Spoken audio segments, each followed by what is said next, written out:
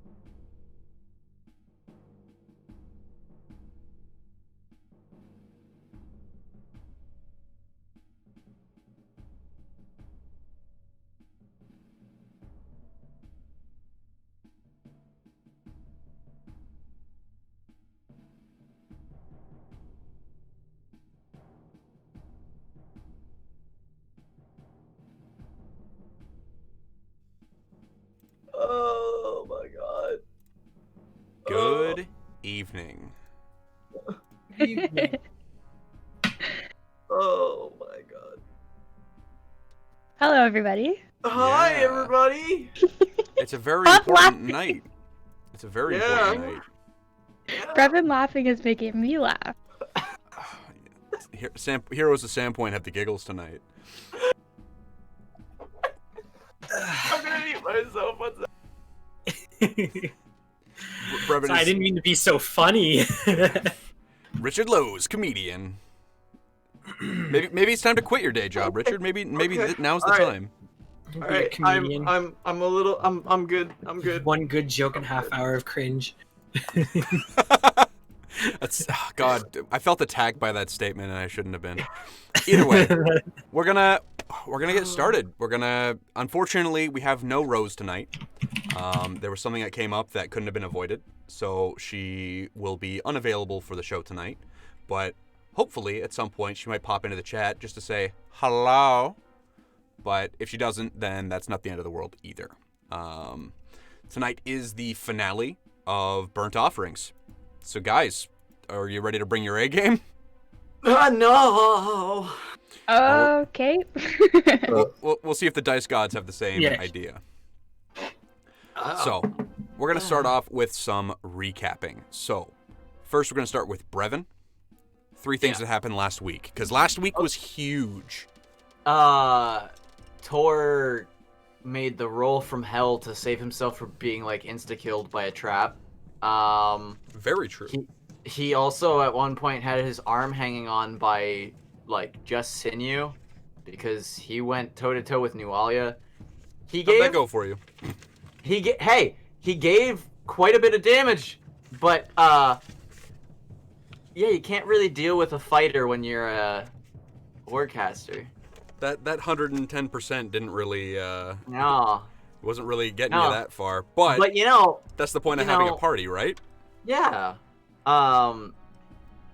Yeah, Tor almost died last week. Not only that, Tor also learned that Nualia met followers of Norgorber, and then didn't really know much about Norgorber. He also learned about Barghast. What is a Barghast, Brevin? A Barghast is like a demon.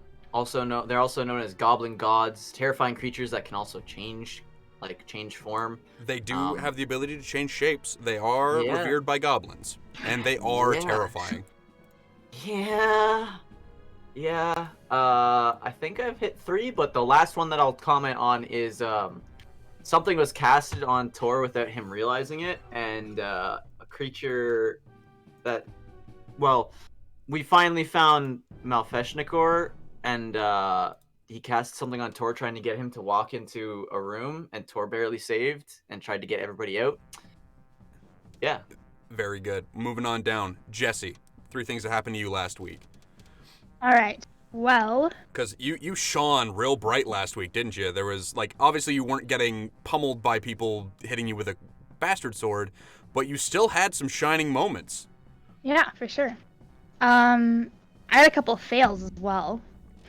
Don't we all? I failed both my sleep spells, which was very sad. But I did daze both Nualia and her hound. And then not Astrid, but Nox, or Astrid, I guess, through Nox, went yeeted over the trap and went with Snongle into the room where Tor was and brought him back to life. You definitely From the saved dead. the day.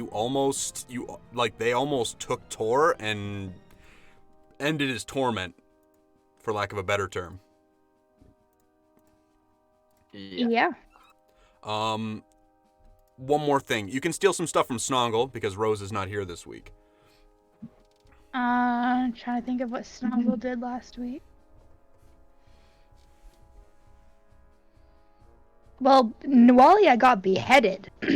That was a thing that happened. Obviously, Tor was making some interesting choices as far as what he's going to do.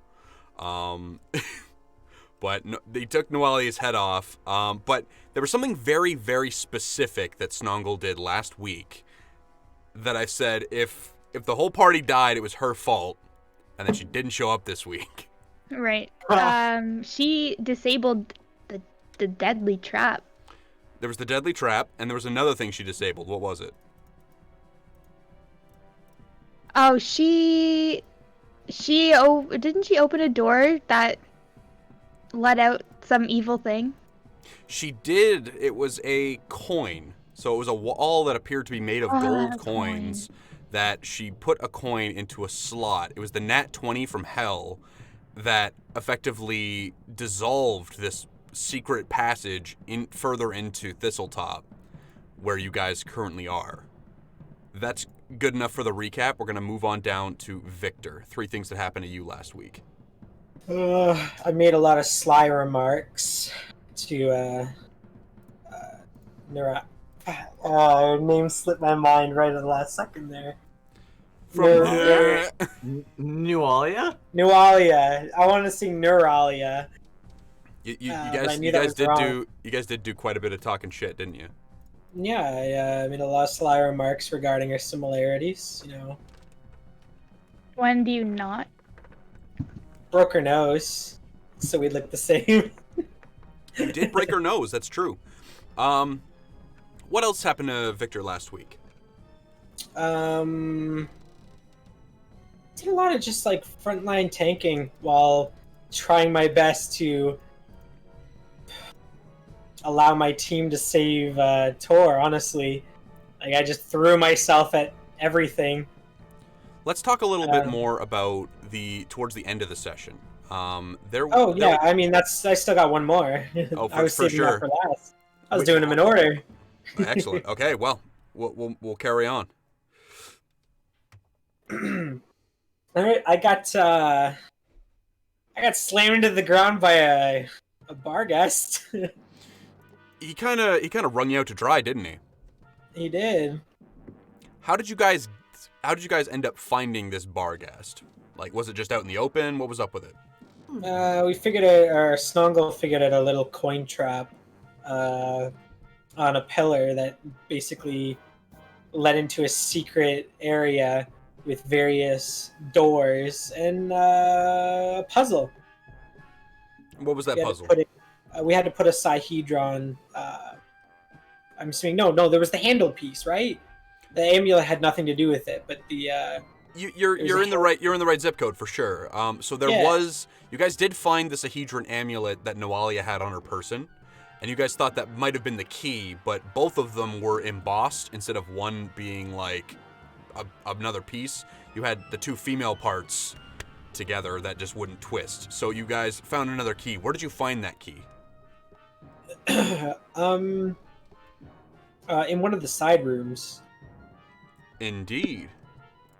Yeah. It just kind of turned into 2 handles, opened up the door. There's like a big wall of flame just sitting there. And then 1 second, Victor turns around, turns back, and just gets fucking slammed into the ground. He kind of chaos dunked you right into the floor, didn't he? Charles Barkley style. It was kind of brutal. He did, and it just ended there. It's like, wow. Yup. Get fucked, I guess. Amazing. Okay, so we're going to carry on where we left off. First things first, we're going to really quickly write Snongle out. So as Snongle sees Victor, this indomitable wall of steel and flesh, which honestly is not the kind of thing I would anticipate calling a brawler or a monk of any kind, but steel and flesh you are. She literally just, her bottom lip starts to tremble. She drops her gnome pincher and bolts. And she sprints out.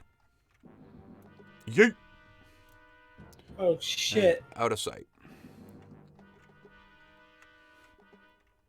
And to be fair, you're all kind of thinking the same thing.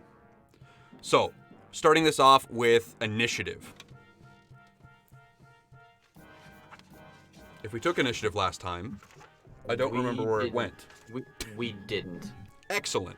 Which you means... you had dealt the damage, and then... I said we're going to start with combat next time. That's right. Okay, cool. Yeah. So, everybody give me a roll for initiative. That's terrible.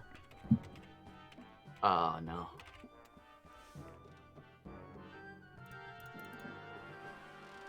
Well, it didn't do so great either.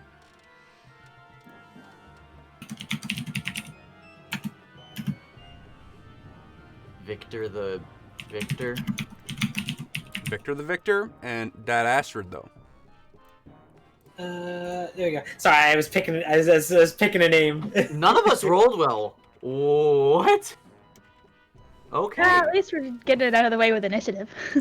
He's been trapped in here for a couple of centuries, so what's your excuse? Tor had his arm nearly ripped off. Yeah, you're right. You're right. I mean, like, I think that's the best explanation.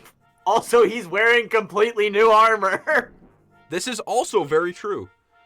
He's sitting there like, this shit's so much heavier than usually. All right, so we're going to go down the list. Tor, what's your initiative? 5 total. 5 total. Yes, sir. Astrid. 6. 6. Victor. 7. And it broke 10.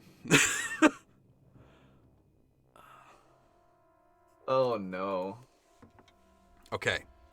So, Victor, I need to know what your... How many hit points are you at right now? Me? Mm-hmm. Let me bring that up. Boop, boop. Notepad. Victor. 26. 26? Okay. Yes. So, this thing is going to... take a 5-foot... Actually, it's going to... Ooh.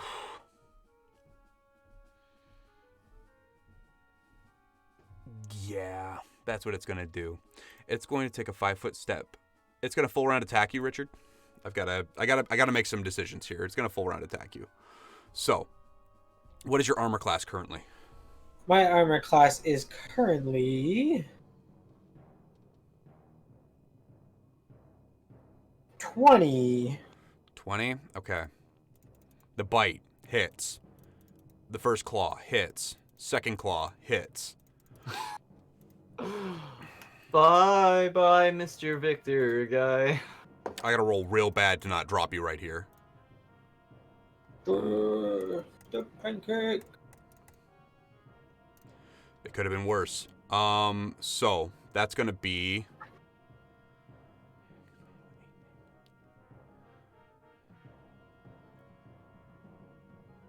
It's gonna be 27 points of damage, Richard, for a full round attack. Oof. Victor drops. So right out the gate, Victor, you spin around, the thing hits you once with a bite, picks you up, bites again, and then rends you with the claws. It throws you back onto the ground. Astrid and Tor, you see Victor in a pile of his own blood, not moving. Do, do, do, do, do, do, Oh, well, do. shit. What's your negative right now, Richard? -1. -1. That could have been a lot worse, dude. Holy crap. So, it is going to then take a 5-foot step back.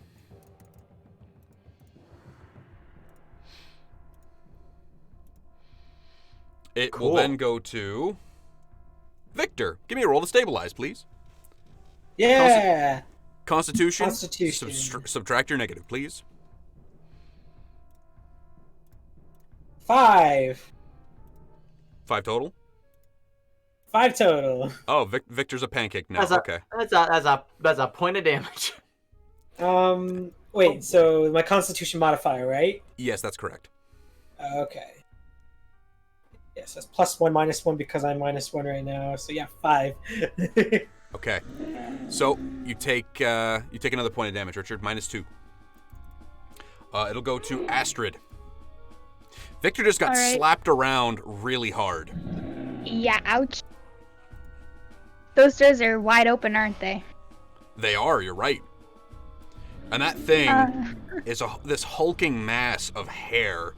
Its eyes look wild and crazed. You've never seen a creature like this before, but the drool coming off in ropes around its mouth into the fire below.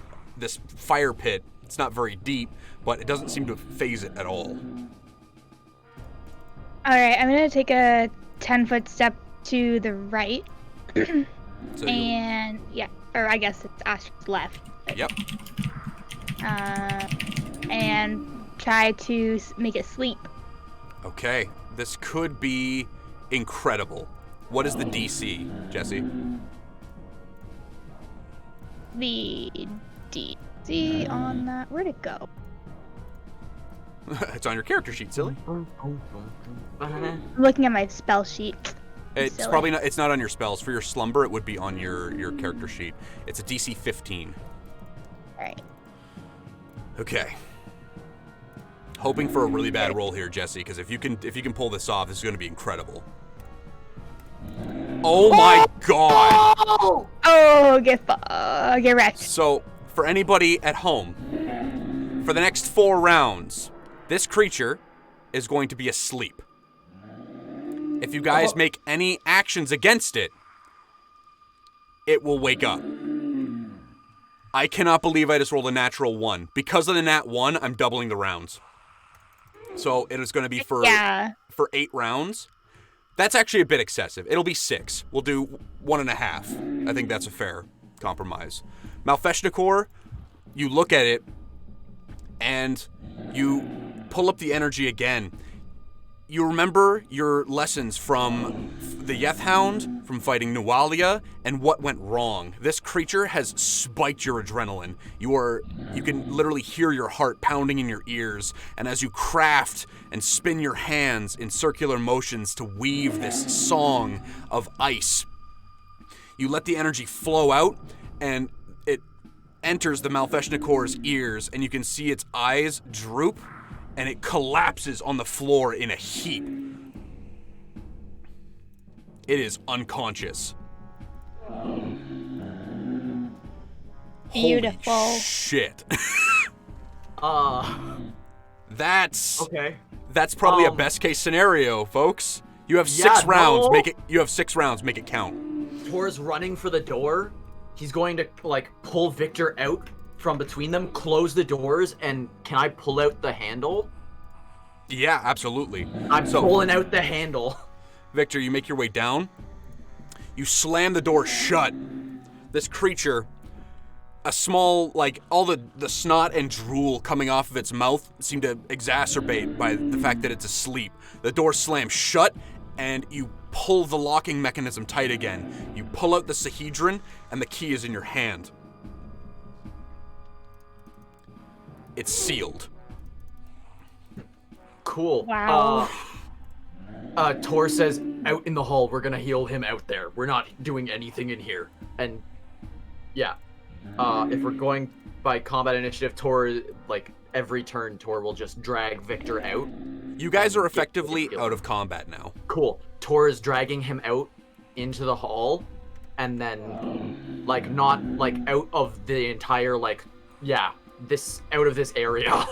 He's not staying in there with any possibility of having that thing cast on them again. Same, I'm running. I'm gone. They technically could Sildari, but only one of them would actually be able to proc the coup de grace. Because technically a coup de grace is on against an unawares opponent. Once one of them does it, it's technically an initiative. It's not all at the same time. So it would still get to do its saving throws against each successive attack after the first. But if you, oh my god, with anything, that'd be disgusting. Okay, but even still, I don't think that would be enough to equalize the fight. This thing is terrifying. And the fact that I'm saying that a coup de grace is not enough to end this fight decisively is terrifying. So you guys are out in the hallway. Richard, I need one more roll from you. It's going to be the Constitution saving throw and minus your negative, please.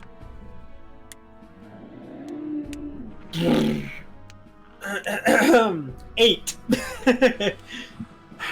Do you not have a Constitution mod? +1. So that's a 9. Then -2, so -1, so 9. It take another point of damage though. So Astrid, do you wanna bring our boy back? It's not a fortitude check, is it? No, it's No. not. It's specifically Constitution.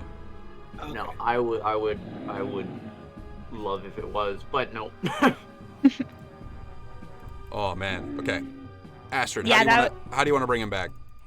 I was just gonna use Cure Mod Wounds. Cure moderate. Okay. Give me a Yeah. roll 2d8 plus 4.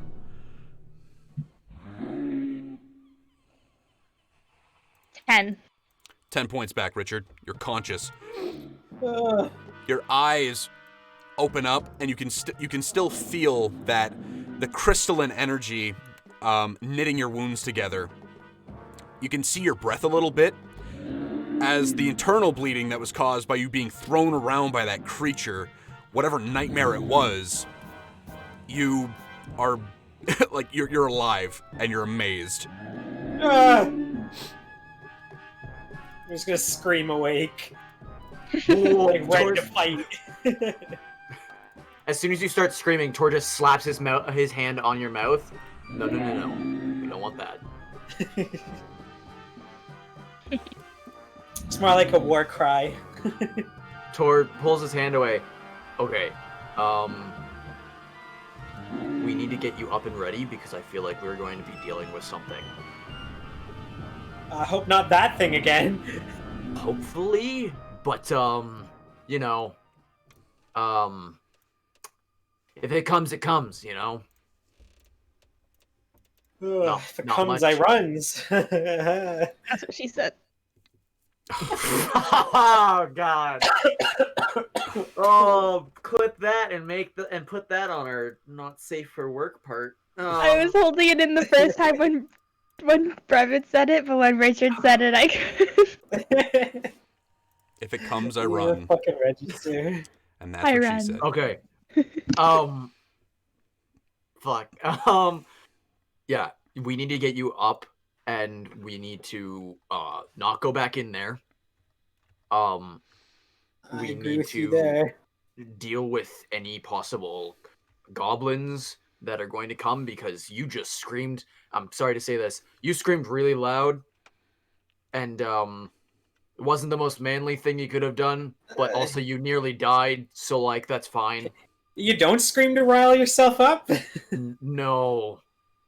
You've seen what I do to rile myself up and to make other Alright. people bleed. I mean, or yourself. It doesn't really matter who. Really it's whoever's around. Semantics. Yeah. So if you have any potions, take those. I'm gonna stand guard by the double doors. If he comes towards you guys, if he appears in front of you guys, actually no one's standing near here. He tried casting something. He was in my head. We're not standing near these doors. You know what? This is as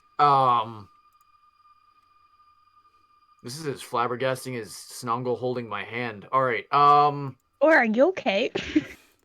No. Brevin? But Victor's worse. Brevin, give me a wisdom check, please. Wisdom check? Yes, please. Straight up wisdom. Okay. Natural 20? You have the key in your hand, and if that thing was going to get through those doors before, it would have done it already. Oh yeah. Tor's like moment of calm. He looks at the key in his hand. Oh, yeah. No, I locked it in there. Right. I think we're good. Yeah. At least from him. Tor's gonna put the key deep in his backpack. He's going to Just put that right at the bottom. Right to the bottom. Perfect. Okay. So the key is secured. Make sure you mark that down on your character sheet. Yay! Items. Key to asshole's room. Key to best boy's room, more like it. Get good. AKA Malfeshnikor. AKA my dude. So. Okay, we need to get you a little bit more healed up, if possible, Victor, because I have a distinct feeling we're going to be fighting more things. I mean, Dude, you screamed really loud. we can't. That That was a really loud scream. we killed Noalia. Yes. Proof of that right there on your hip. Yeah. Tor just dangles the hair a little bit, just jiggles it. Yeah, no. I think we stopped the raid. We should go back. If we leave any amounts of goblins here, they could come back and just rise up against them. That's true, and the average guard probably can't take on a few goblins. Nualia has already brought them together and made a rise of all of them. So, leave none standing, you're saying? Yeah, but if you're standing like that, you might not end up being standing much longer. So if you have some potions, take them. Well, I don't think anything's going to hit quite as hard as the thing that just full round attacked him into unconsciousness.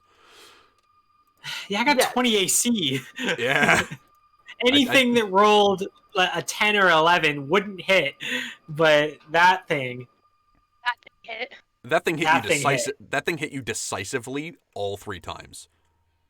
All right. So Astrid, do you happen to have any more of that blue stuff? The juice. Any more of that good stuff? That juice. I got the juice, I think. I don't think you've used your healing hex on him yet, have you? No, that's what I I'm was the just only going back one. to check for. Yeah, okay. The only one. Tor? Cool. Yeah, I'll be needing one of those too. I'm still pretty cut up. 7. Get into the 7 back, Richard. Nice. I have a double broken nose still, but it's almost I like would be less concerned with the broken nose than the bite marks in your chest. Mm-hmm. that are slowly starting to heal, which is kind of nice. You're gonna have some really cool scars to show off, but you're like the vest you're wearing is absolutely in tatters. My good vest. Looks down at the rest of your clothes, just covered in holes. It's like, ugh. my good vest. Let's let's go to the double doors down. Not in that room. Not in that area. You don't suppose there's gonna be more of those things here, do you? I would hope not, but if they were, I think they wouldn't have just painted one. Yeah, I'm going down to those double doors. I'm not going back into that tripod area. So Tor not for a little while. refuses to go back in here for now. Okay. For a little while. Yeah, for now. But you're straight up refusing. Yeah. You guys make your way down. The moment, yes.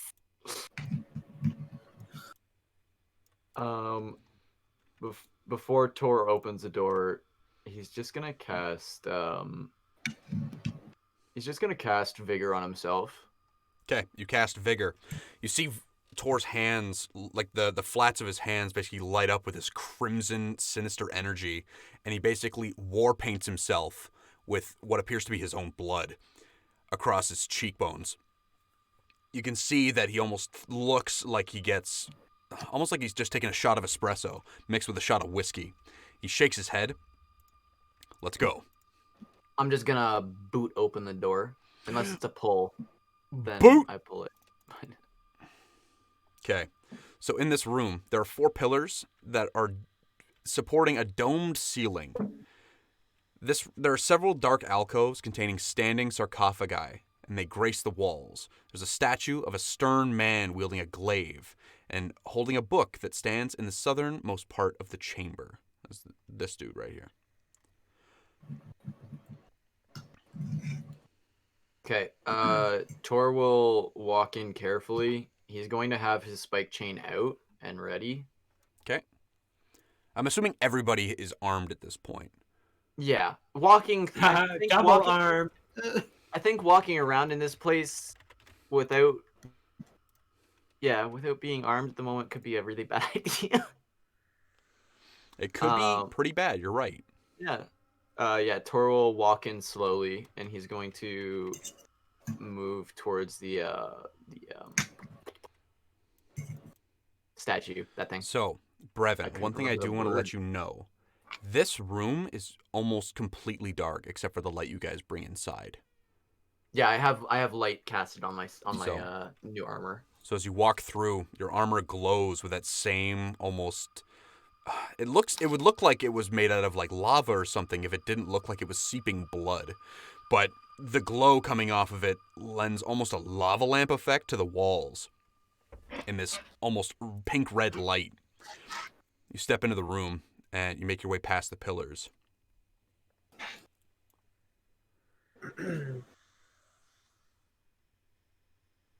I'm gonna look over at the sarcophagi.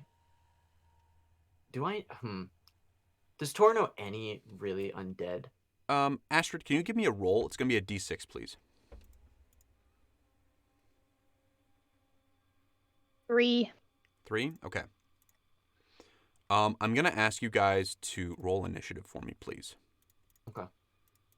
Just so we know what we're going to do. Boom, boom, boom, boom, boom, boom, boom. My total? 1 sec. Okay. 1 misses. I'm kidding. Okay. Brevin. 12 total. Astrid. 13. Victor. 17. Nice. Okay. So, we're going to start with Victor. Brevin, you've just managed to come into the room, and that's where this is going to start. So, you make your way in. Victor, it's your go. I'm going to move into the room and a little past Tor. So, Yeah. 1, 2, 3, 4, 5, 6. Yeah. I'm just going to check out that sarcophagus. Sarcophagus.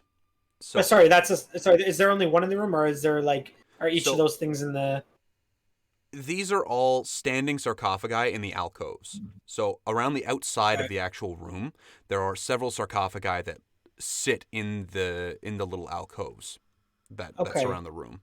3 on the Yeah. easternmost wall, 1 on the southernmost, and then 2, as well as a hallway down on the westernmost wall. The Okay. statue I want to. stands in the sorry. mid. Sorry, the statue stands in the middle. The man's glare seems unmarred. You can tell that this is the kind of statue that would have been, had they survived the wear, it would have been the same statues from when you entered this floor, the ones that were listing to the left, just before the fight with Nualia.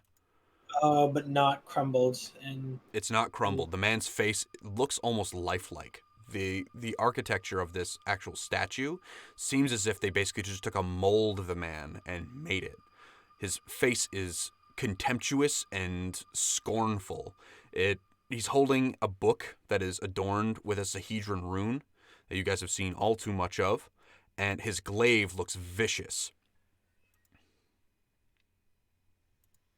Okay. Can I look at the sarcophagus on my right? You can. Stage right? So, I just want to look at it and just sort of get a good idea of what it is. yep. So you get a look. It seems that this is some kind of this seems like it's a kind of crypt, obviously with sarcophagi. How about that? It seems that there doesn't appear to be anything. There's nothing too fancy on the outside of them. It seems like it's still kind of nice. They're nicely made, and they've obviously stood the test of time. But you're not sure what the actual carvings mean. Do you want to check inside?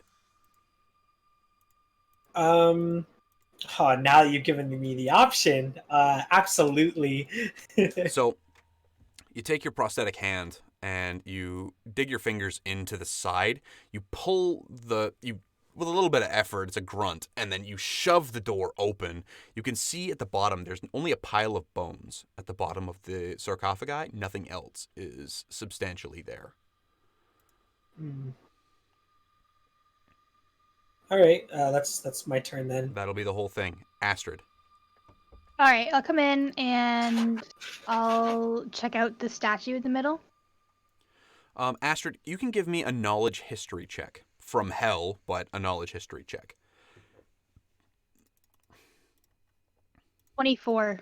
It's not enough. You think you might have heard that elder talking something about something, but The memory's foggy. You remember he said something about this kind of place, but Angry puppies.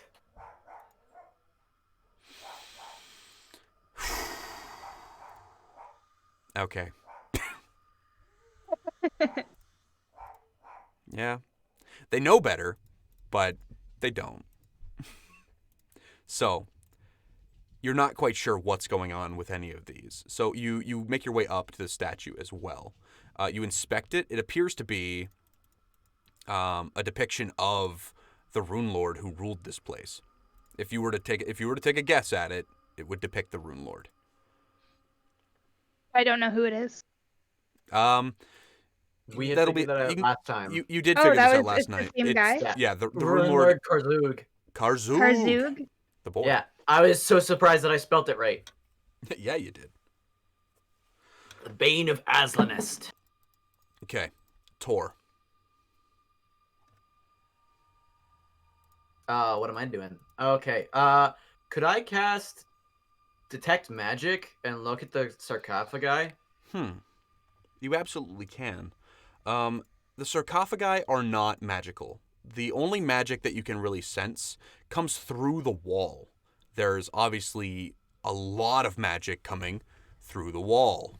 Yeah, Melfeshnikor. Yeah, okay. His prison is probably directly on the other side of these walls. So you do get a very strong sense of that, even though it's through thick stone walls and ancient architecture. But the sarcophagi do not innately give off a magical sense.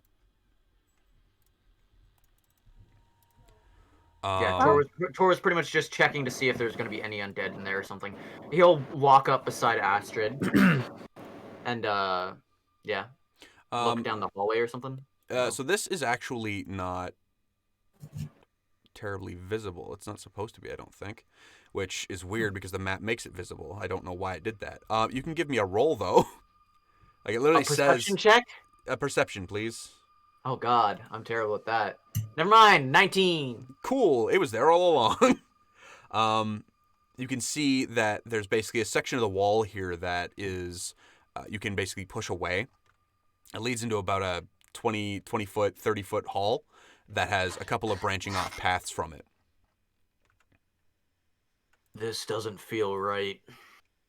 But also, like we said, we would clear it out, so... Nothing in here feels right. You take the left, I'll take the right.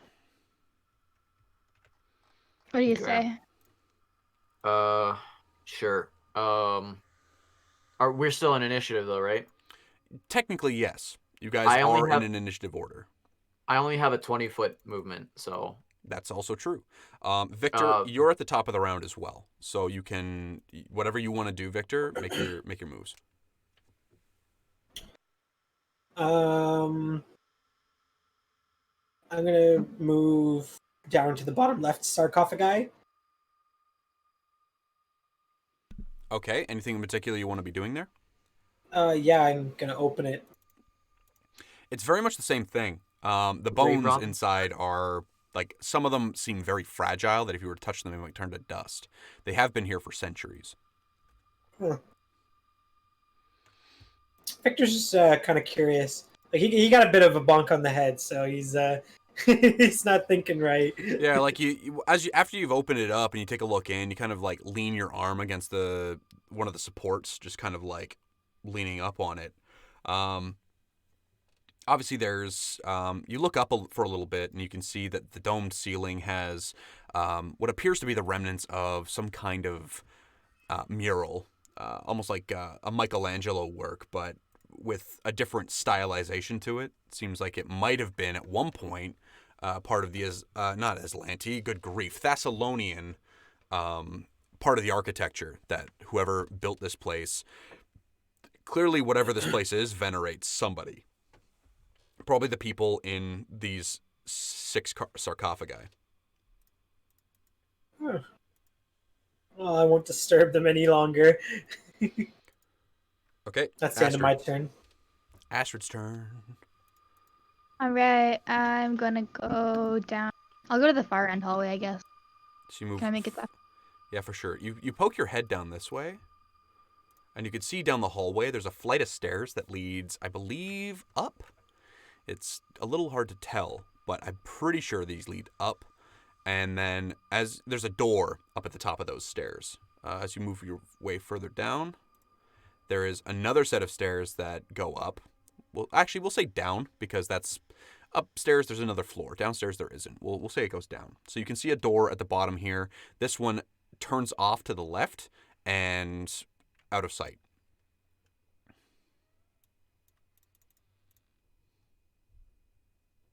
I'll wait until Tor catches up. Okay, it goes to Tor's turn. Tor's just gonna do like, he'll move up to, yeah, he'll move up to there. He'll look over. You want me to go down this way, or should we should probably just stick together? Yeah, may as well go together. Okay, so Tor will just do it like a double move and get ahead of Astrid a little bit. Okay, so that's 3, 4. 1, 2, 3, 4. Okay, Victor. No, sorry, that was Tor's turn. Yeah, so to go to the top with Victor. I'm gonna follow him down the hallway, just behind Astrid. Okay, you still have another action if you want to keep moving. No, that's it. I'm just gonna follow behind Astrid at this point. Okay. Healer sandwich. Then it'll go to Astrid. Yeah, keep making my way up. Okay. You guys are now effectively able to just move together. Obviously, you guys, if you want to move as a group, you can do that. So this will be your marching order. Victor in the back, Tor in the front, Astrid in the middle. So we'll move Tor up just to signify. As you get to the bend and you look down the side, you can see that there's actually it's another door that leads somewhere. You're not sure, but it's another door. Cool.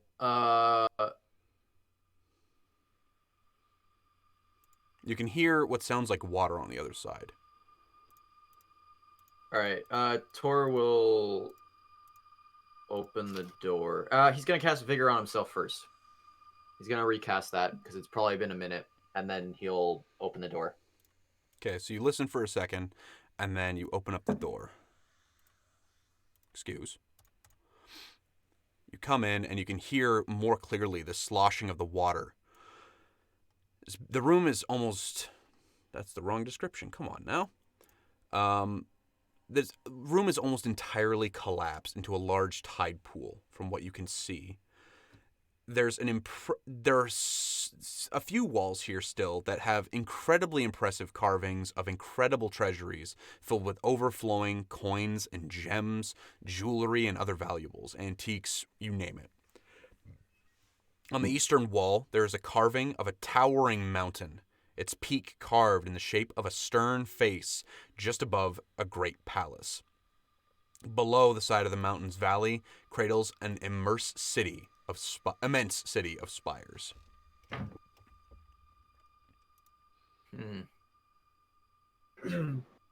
More Thessalonian history, I'm assuming.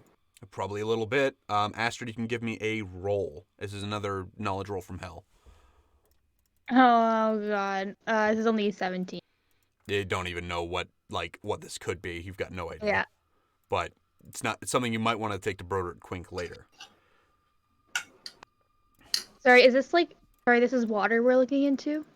So these are the walls on either side of this hallway. Obviously, most parts of it are collapsed into this tide pool as it gets further down into the actual, further down closer to the water. But the walls that are still remaining do have these intricate designs on them that depict this city of spires and this overflowing treasury of countless fortunes. Ooh, does anyone have like a big piece of paper and some drawing chalk? Well, does anybody have a big piece of paper and some drawing chalk? No. Nope. No, I don't think so. No. Okay. I have chalk. You've got Do I have chalk. paper? Nobody's got paper, I don't think. No. Well, Tor takes out the map. I have this, but I'd have to pay for a new one. Weren't we told not to wreck that map? Yes. I have paper, but we can't use it.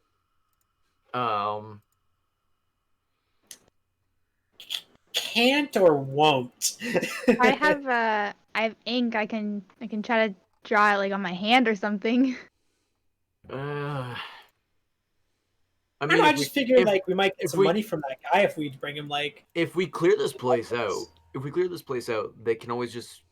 We could always just bring him back here. Yeah. That's true. All right, let's be on our okay. way then. I think this is where we would have popped up if we had come through the sewer grate. Through the underneath Thistletop. Yeah. All right. Well, this is a dead end. As you're saying that, Brevin, you can give me a perception roll. Yeah, You guys- I'm not good at this. You guys are all probably up here a little bit. You're It's taking some time and investigating. a so- 6. So, Brevin, you're not going to notice it when this giant crab comes up out of the surf and attacks you. Everyone I had can a roll dream initiative. about you once. Tor dreams of crabs. Well, that sucked. Initiative rolls are just on point today. Guys, do you remember the last time we fought a giant crab? Crab battle. The stream doesn't, so shut up, Brevin. Oh yeah, Yeah. that crab. Yeah. Oh, yeah. Crab. Crab. Oh, that was way back then. That was many moons ago in a previous It campaign. So, Yep. I kind of got goofed last time. you were also only level 2 last time. That's Yeah, I don't also remember any true. of Okay. Anyways, my initiative is 3. Astrid got a 3. Tor. 10. Victor. 17. And the Crafe. Crave. Look at this crave. Look at this. I don't know. Look at this water crave. Look at all those chickens. Look at all these chickens. It's chickens. Okay, so it's going to get its first round on you, Tor. It's going to make an attack. So, it's going to do the full round as it comes up out of the water. First My one will flat miss. foot is 18. Flat foot is Second 18. one, second one will hit. The first one is a horrific miss. You're going to be taking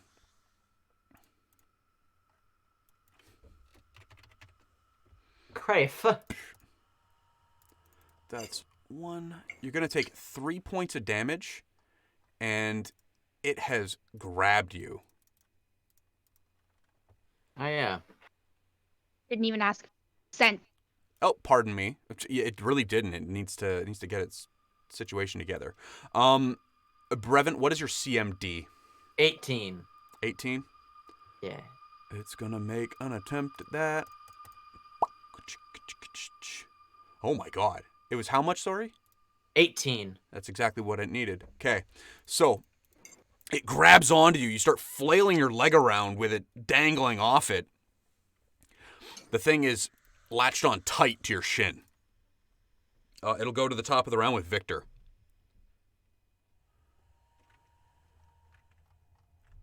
Victor Crave. is going to, if he can, with permission from Astrid, just swap places with her.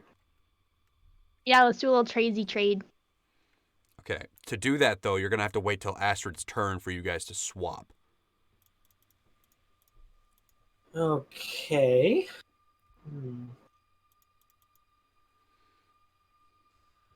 I guess I could use reposition on her, You could.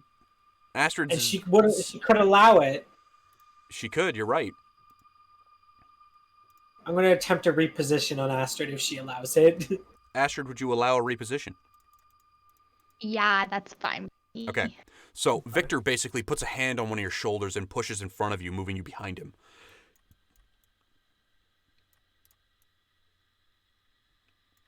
Okay. All right, Victor. I'm going to, let's see, reposition is a standard. An assist. Can I do that as a move? You have to be able to. You have to be in melee contact with the actual opponent to assist. Oh, I was more going to assist in his next CMD versus the grapple. Yeah, you have to be adjacent to the thing trying to do it to him. That is part of the actual maneuver for that. I grab onto Tor. Okay, you grab him by the shoulders. So that way he can't be pulled in. Okay. By the crabbo. It's craft time. Actually, that's a lie. It's Tor's turn. Hi. Let's see. Do I want to... If I attack it, do I take disadvantages on it? No. So being grappled, this is a tricky one. So the description doesn't really do it justice for the kind of penalties you're taking. However, for grappling as a condition, you will be taking some penalties. Where'd you go, grappled? There you are. You're going to take -4 penalty to dexterity, which means you take 2 off your armor class. Take a -2 penalty on attack rolls, combat maneuver checks, except those made for grappling and escape artist to escape it. You can take no action that requires 2 hands, which means you can't use your spike chain to fight, despite the description. If you want to cast a spell, there is specific rules on how to cast spells during a grapple. You cannot stealth to hide from the creature grappling you.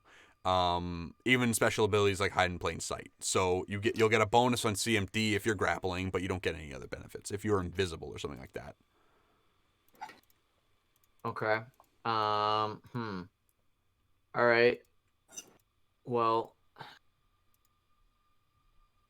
I guess I should just try and break out. I could do that, or I could do fervor. I'll just try and break out. Okay. You can give me a roll. It's going to be your combat maneuver bonus. Okay. +6. Okay. 25. You take your other foot, kick the thing off your leg. You break free. Cool. I'm assuming that took my standard action. Yes. But you do still have a move.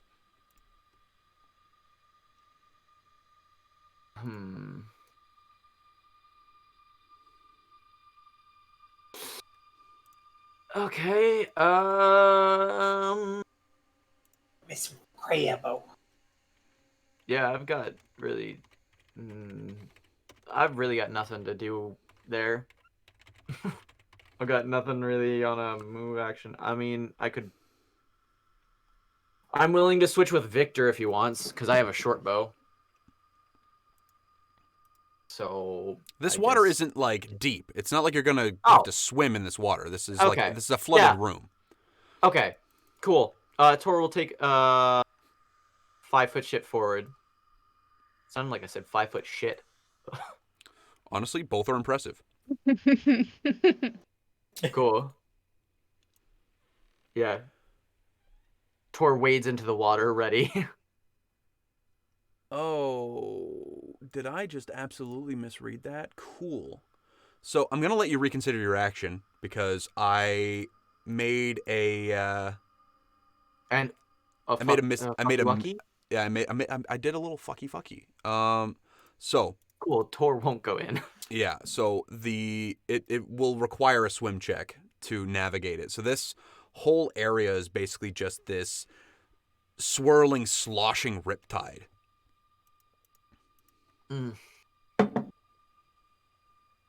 Cool. Yeah. I guess Tor will once again I guess he's just ready to switch with Victor if Victor wants. Okay. So it'll go to Kraft. Hey, Tor, what's your armor class?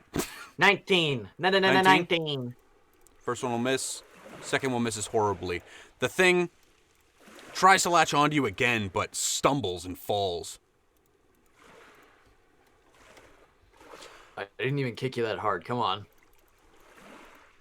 The thing needs to make a check for me, I think. It's got big bonuses on that. So we'll see if it blows it. What's the DC on that? Let's double check. Wow, on the nose. Okay.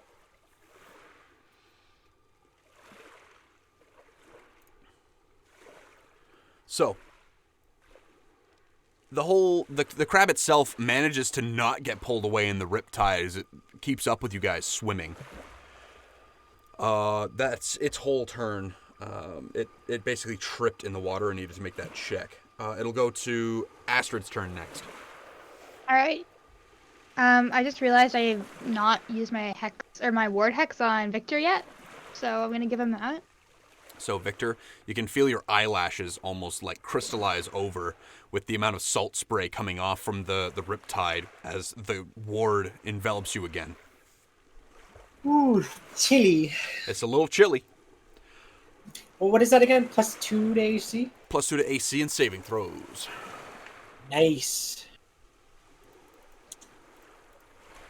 And can I still pull out a spell this round or no?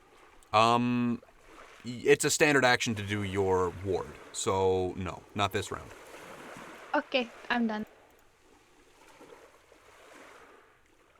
Okay, it'll go to next in the initiative, which is your boy Victor.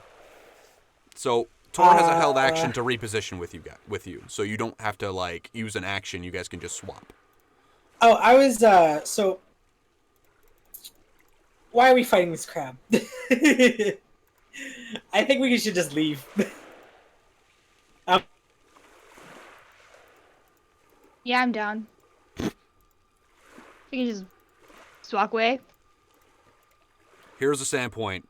Fist fight with Noalia and behead her. Single crab. It's game over. We can't. Can't do it, boys. Whoa. It's not because we can't. It's because why do we need to? Yeah, we have the option to walk away. We're supposed to be clearing this out of goblins, not a crab. Yeah, I mean, true. we could cook it for dinner and be really good. I mean, we're getting free food at the tavern. This is also Are true. we getting crab at the tavern? I don't want to eat a crab. Anyway. You're right. Tor fully looks away from the crab as they're fighting. He's looking at the guys as we're discussing this, and then he looks back at the crab. Yeah, I think we can just leave. I think Astrid's allergic to crab anyway. We should go. Okay.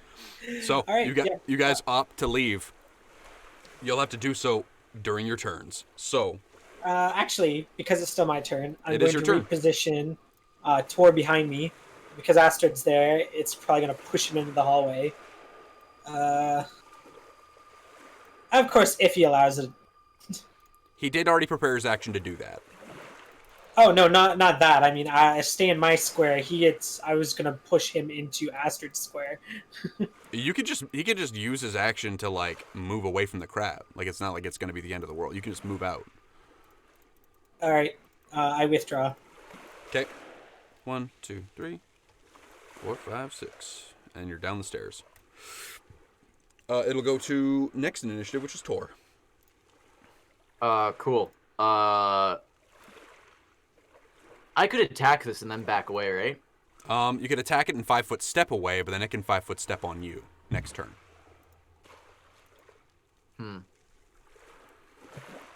Pivot. Withdraw is just a full round action that allows you just to leave combat without taking attacks of opportunity. Richard is Sure. absolutely right, but Sure, it Tor is a will just full run. round action. Yeah. And I can't remember if you have to move your base speed or if you can move double. I can't remember. but- It's double. You have to move double your base speed. I guess Tor will just leave this crab alone, and then he'll withdraw. I looked up that rule for the Barghast. And understandably, too. How do I just leave combat? So, Astrid, guess who gets to go before you? Oh, shit. Knock. 1, 2. What is your armor class? That is 11. You are grabbed. We didn't think that through really well. Grabbed. What is crabbed? What is your no? So no. So you're attacked. So you're hit. So you're crabbed. Now let's see if you're grabbed. What is your combat maneuver defense? 13. Oh, you're grabbed and crabbed. So Astrid, Oh, no. you're gonna take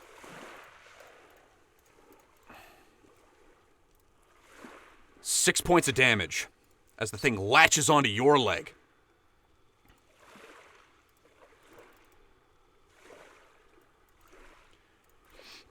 So Astrid, you have this crab dangling off your leg. It's crushing your shin bone with its massive pincher. It hits me for 4, sorry. It'll be 6 actually.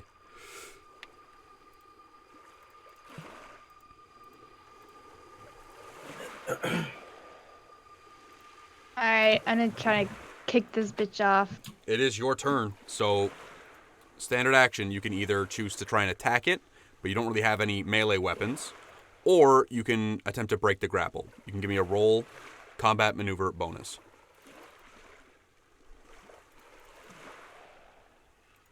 12. 12 is not enough. You start kicking at the thing, trying to kick its shell off your body, but the thing holds fast. It's one pincher just dangling off your leg. It goes to the top of the round. Victor. Astrid didn't follow you. I'm gonna go around the corner. Like, hey, Astrid, what, you coming? 1, 2, 3, and you can see that Astrid is currently trying to kick this crab off her leg. You can see blood covering her sandals. I'm gonna move up beside her. Okay. I need you to know this is a super hard corner, and you're not going to be able to reach this thing from where it is. Where was I? Right there. 1, 2, 3, 4, 5, 6. Oh, I can move behind the crab. This is true. It is grappling. So it doesn't get attacks of opportunity. It's very true. Little crabbo. And I'm just gonna fucking boot it. Okay. Give me a roll to hit. I'm gonna power attack that boot as well. Do it. Alright, where's my character sheet here? Kick him in the crab penis. +7.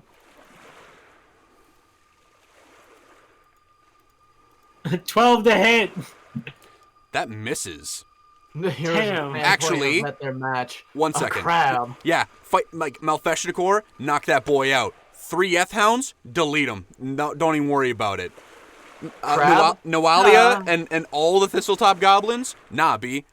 Execution. 1 crab, delete the whole party. Just write them off. One snappy boy. Yeah. Didn't this almost happen before, where like the smallest little creature was wreaking havoc on us? It was the bats. The bat swarm, yeah, and also the snakes that one time. That was pretty bad. Yeah. Snongle, in an earlier iteration of Snongle, she almost got herself killed by a GD snake. So now, Richard, did you include the flanking bonus to that attack? I didn't. So what's your actual total? 14. Guess what you needed? 14? I hope. Absolutely. Are you mocking me? Yes. 14 will hit. You can roll your power attack damage, my dude. Oh, that's better. Oh my That's God. much better. Oh shoot. D8 +8.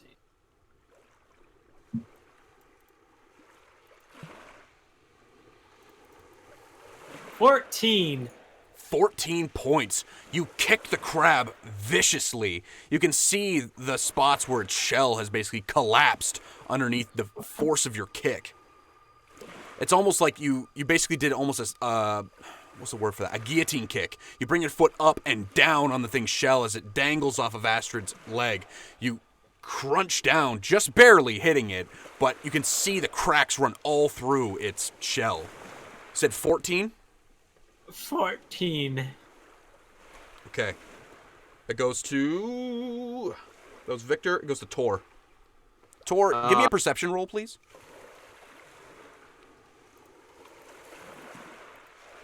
$22. Something catches your eye in this room. You're not sure what it is. It's like there's a flit of movement. Tor will continue to face down that way, but he will back up the stairs. So you're kind of like in between these squares almost, but we're gonna keep you here just to say that you're looking down this hall, but you've got like 1 foot up the stairs. Yeah, he's like swinging the chain, watching the entire time. Okay. It goes to Kraft. Astrid. You're getting constricted. Damn. You're going to take another 5 points of damage as your leg, the thing squeezes harder as Victor tries viciously to kick it off your leg. How many hit points you got right now? It hit me for 6 and then 5. So that's 11 points. Yeah, I have 22, so I have 11 left. Halfway. One crab versus the party's greatest healer versus one crabby boy. It goes to... That'll be its whole turn. It'll actually... I don't think it has to... Actually, it does have to maintain, doesn't it? So it's going to make a roll real quick. Yeah, it maintains easily. You guys left the caster to do a combat maneuver defense. It ain't looking good. I should have stayed back, but it ain't looking ideal, Chief. I thought she went before it. Astrid, it's your turn. I'm just gonna boot it with my other foot. Okay, give me a roll. It's going to be an unarmed strike.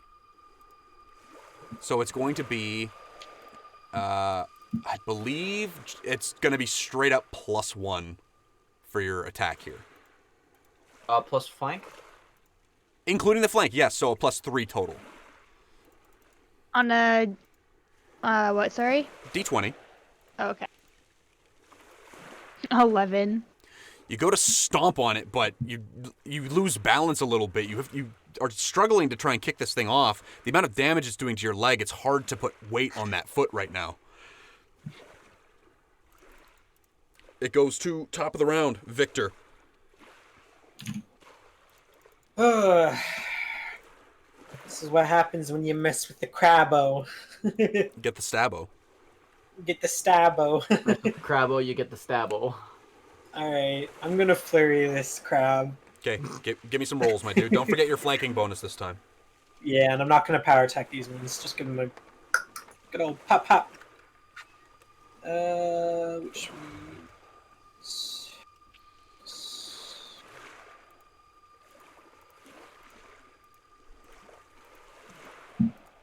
Nice. First one. Second one. Why so low? Oof. So +7 on each, which isn't. Just wait, plus my wait, so 8, 9.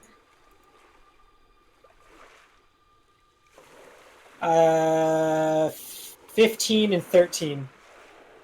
So the 15 will hit. Oh, thank God. Thank God I didn't power attack. Yeah, because the power attack would have made the difference. It would have. So one of them hits. Yeah, give me a roll for your damage, my dude. 9 damage. 9 damage. You bring your foot down again, this time in a vicious boot stomp, and the thing crumbles underneath. You can feel the squish as its ichor comes basically squishing out of its eye holes. Kind of gross. You scrape your foot off on the floor, but it's done. But we're not out of initiative yet. Tor. Sorry, Mr. Crab. Before your very eyes, you can see something flits along the wall. And it seems like it almost comes up off the wall. It's a little bit disconcerting, but you're not sure. A Upon first look, you can give me a knowledge religion roll. I'm not great at these, but that's a dirty 20. Dirty 20?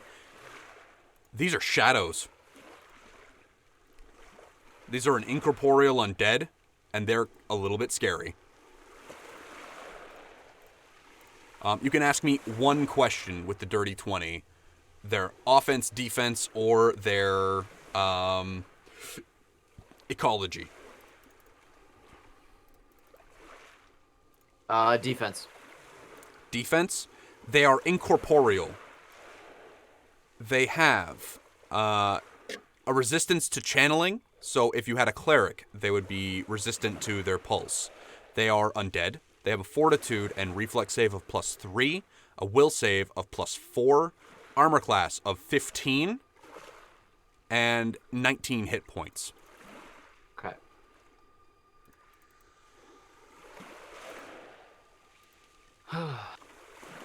Undead are generally not chaotic creatures.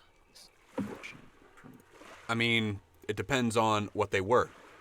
Undead are one of those weird ones that they could be anything from true neutral to lawful evil to chaotic evil. It doesn't really matter, but you're not entirely sure what this thing would be based on your roll.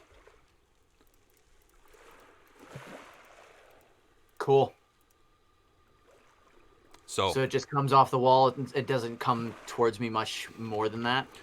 You can see that it's moved around into the hallway, and it's rolling initiative.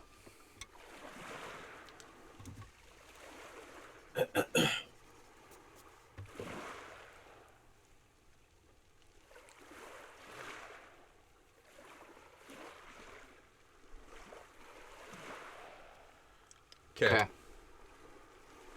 Pretty much the same initiative order as before. Oh, you're rolling new initiative? No.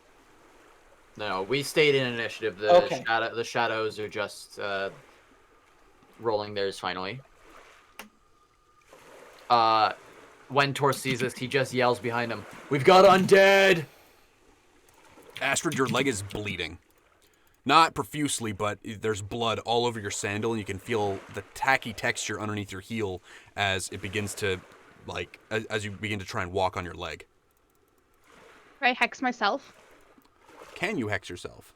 Let's take a look at the witch ability. I know you can't ward yourself. It does not specify.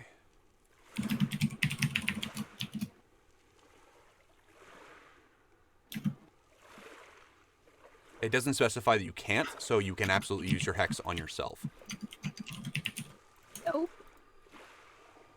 And I'll get 8 points back. Okay. Give yourself 8 hit points back. And I still have a move action, Yes, you do. so I'll just move down towards Tor now. Okay. That's about as far as you can get with your move, because 6 would put you in his square. You can see Tor starting to wind up his chain. Next in the initiative, that was Astrid's turn. We go to the top with Victor. Hearing Tor yell that there's undead, I'm just gonna run down behind Astrid. 2, 3, 4, 5, 6. Okay. Do you want to do anything else on your turn? Yeah, I'll push past them and take like a second move action to kind of like go down the hallway. And seeing that it's a shadow, I'm gonna move up into the other hallway. I can't hit them. I'm pretty sure I'm the only physical attack that can. Yep, that's why I moved aside for you. I'm very happy you specified physical attack. Yep. So, that was Victor's turn. Goes to Tor. Tor's gonna light up Weapon of the Chosen as he runs forward at the shadow, and he starts spinning the chain around him and whips it out at the creature. Do you charge? Charging gives me a +2 to attack and damage. Just an attack, but it takes Just 2 off attack. your AC. It takes 2 off my AC. If I do that, then I can hit on a 5. While Brevin makes up his choice, we'll explain what Yes. Weapon of the Chosen does. So, here, I got it. Weapon of the Chosen. As a swift action, you can call upon your deity to guide an attack you make with your deity's favored weapon.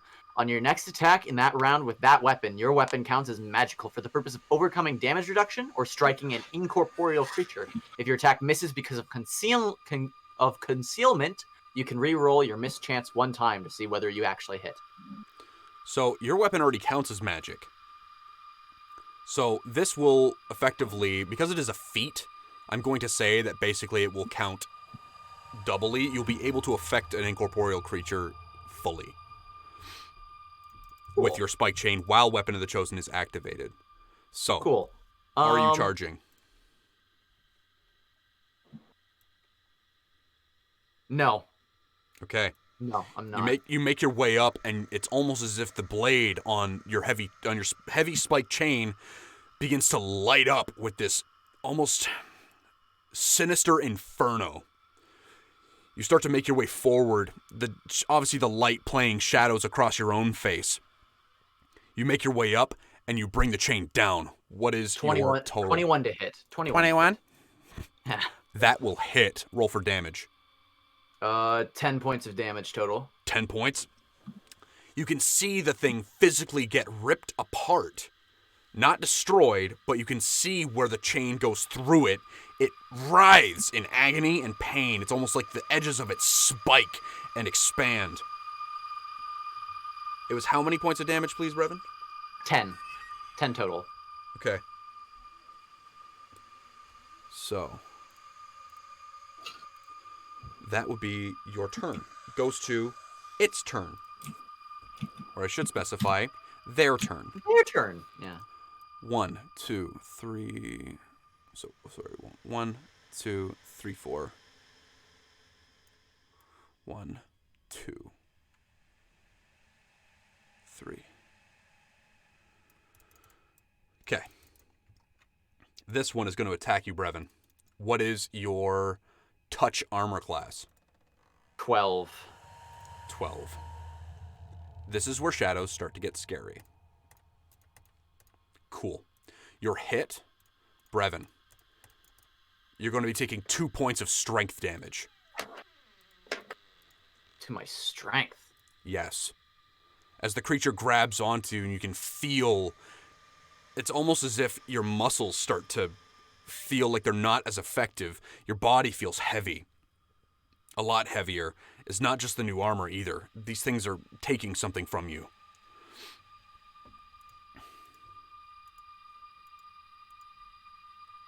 If this thing dies, this one has a held action to effectively 5-foot step up. This one, same thing, but into the other one's position. Cool. Cool. Actually, wait a minute. What am I talking about? This one is just going to go 1, 2, 3, because it can move through you. It's incorporeal. You will get an attack of opportunity. And that's going to miss. That's definitely a miss. Keep in mind, Brevin, you'll have a -1 to all of your strength abilities right now, including your attack and damage. Mm-hmm. Yeah. Okay. This one is going to chill right here because I don't want to bully you guys any more than I have to, because the crab really did put you guys through the ringer. Goes to next in the initiative, Astrid. Now, Jessie, I'm going to explain something to you about how your healing hex works. It is an element of it you haven't been able to use yet because the undead that you guys have fought so far have died basically in the first round. So, you haven't really had a chance to use it. Your healing hex, you can effectively touch a creature to do that amount as damage. They can make a will. Cool. They can make a will save to half, and they get a bonus against it because Tor made his roll. But you can damage them using your healing hex. Okay, cool. Well, go up to this guy and try to use that. Okay. 1, 2. And you can give me a roll. It's going to be a touch attack. So it's going to be your... I've got to double check that. It is D8 plus 4 for you. Yeah, so you just have to touch it. So you can give me a roll. It's going to be... you are also flanking it. So it's going to be a D20 plus 3. Same as your regular unarmed strike. 14. 14.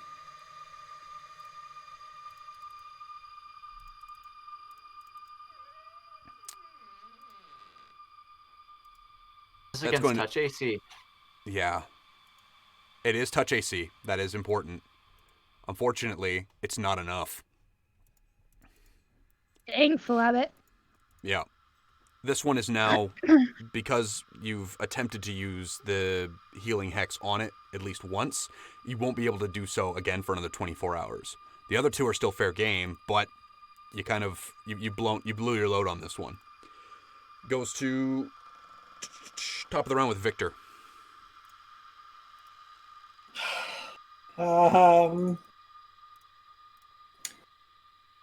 Victor's going to attempt to draw the attention of the shadow at the end of the hallway. So this one right here between Astrid and Tor, you're going to attempt to goad it? Yeah, I've never tried doing this before, but I basically want it to attack me. Yep. Because I know for a fact I'm not going to be able to hit these things. Okay. Give me a... It's going to be an intimidate roll. Alright, let's see.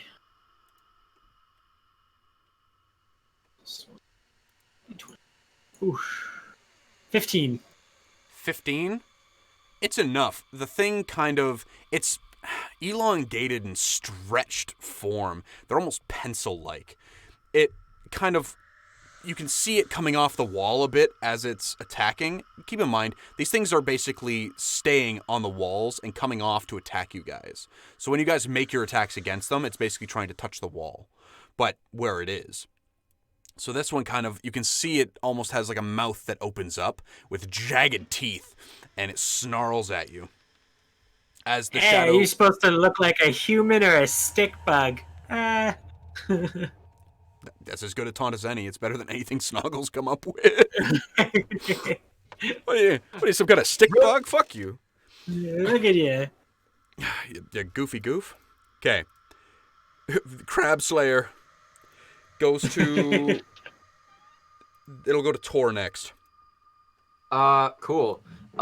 Tor is going to swift action Weapon of the Chosen again. Okay. And he's going to attack the one in front of him. I need to roll an 8 on the dice. Okay, that's 24 to hit. 24 is a solid hit. Roll for damage. 11 points. 11 points. Your spike chain, you whirl it up again. After the energy dissipated, it basically... It almost leapt out. 10. Only 10. 10 I points? forgot about the -1, yes. 10 points is still good enough, and I appreciate your honesty.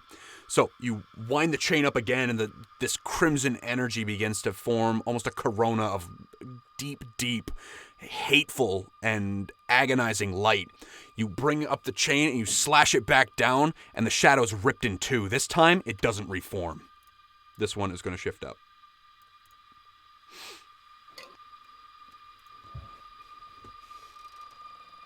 Okay, it'll go to the shadows. Unless you want to use your move action for something, Tor.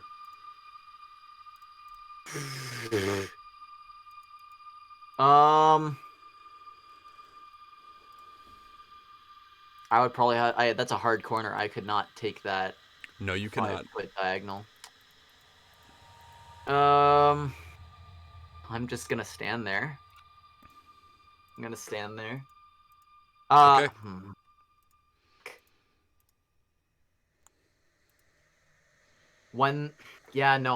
No, I'm just gonna stand there. Remember, yeah, provoking an attack of opportunity here would be very bad. Yes. So, it'll go to them. This one is going to attack you, Tor. This one is going to attack Astrid because fuck positive energy. Astrid, what's your touch AC? 11.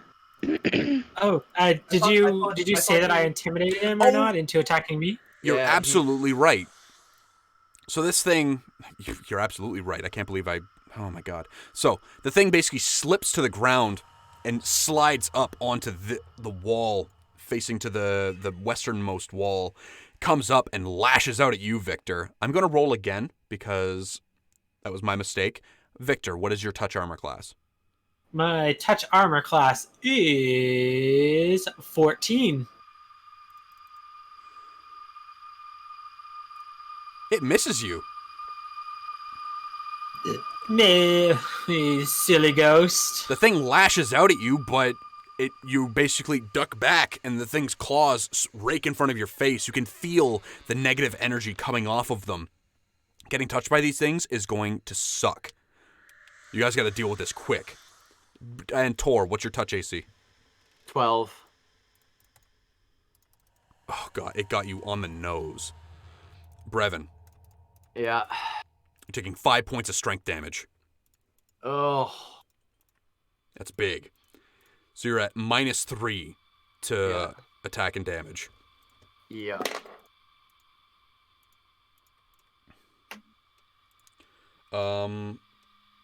That is their turn. It'll then go to Astrid.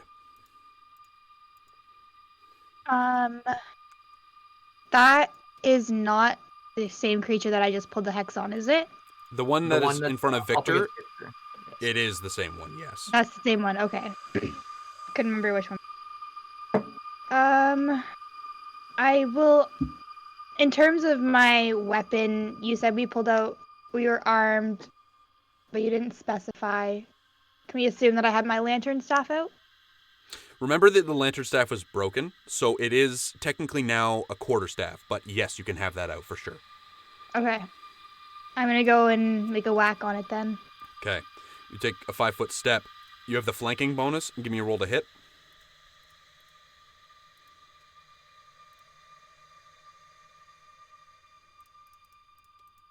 It's +1 with flanking bonus, right? +2. Oh, so 8. I'll roll. And I'll roll a d20. Yeah. Oh, Roll a it's d20. D20. Rolling a d6. I'm okay with that.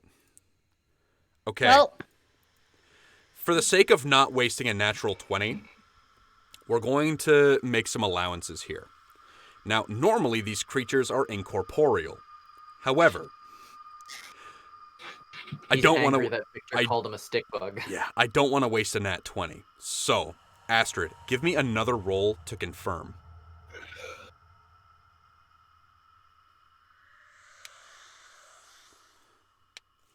And with the lantern staff, that should be a plus. 9. That should be a +1, isn't Yeah. it? With Plus the the lantern flank. stuff, +2. A Plus +2 the to hit with flank. it? Yep. Plus the flank. So So 12. 12 will not confirm, but you will still hit. Now, I'm going to describe this a little bit because there's only really two people in your party that can actually hit this thing. Astrid, your quarterstaff, as you bring it up to effectively smite this thing, you're not sure what you're going to do against it, but these creatures are horrific. You see it lash out at Victor, and you bring the lantern staff up. You look back, and you can see that there's actually a crystalline ice that reforms the lantern staff made out of this gorgeous clear crystal. As you bring the staff down, it smashes into this shadow and disperses part of it using your positive energy. You can roll damage normally with the lantern staff.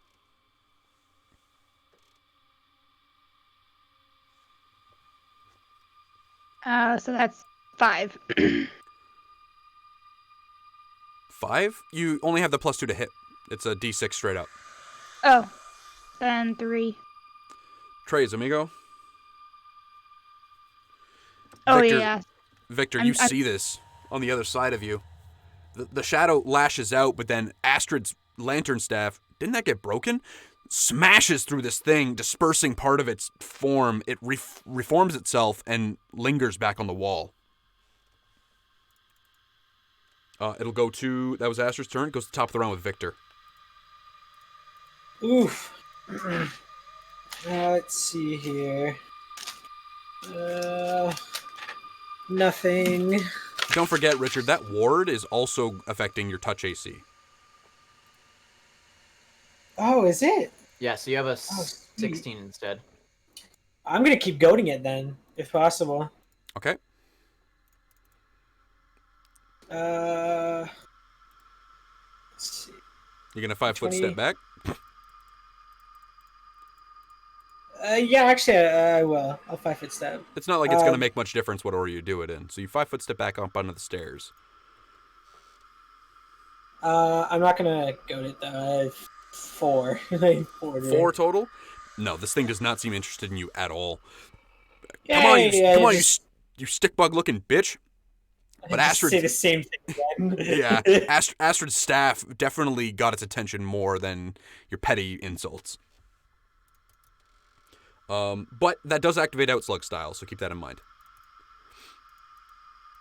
It'll go to next initiative, which is Tor.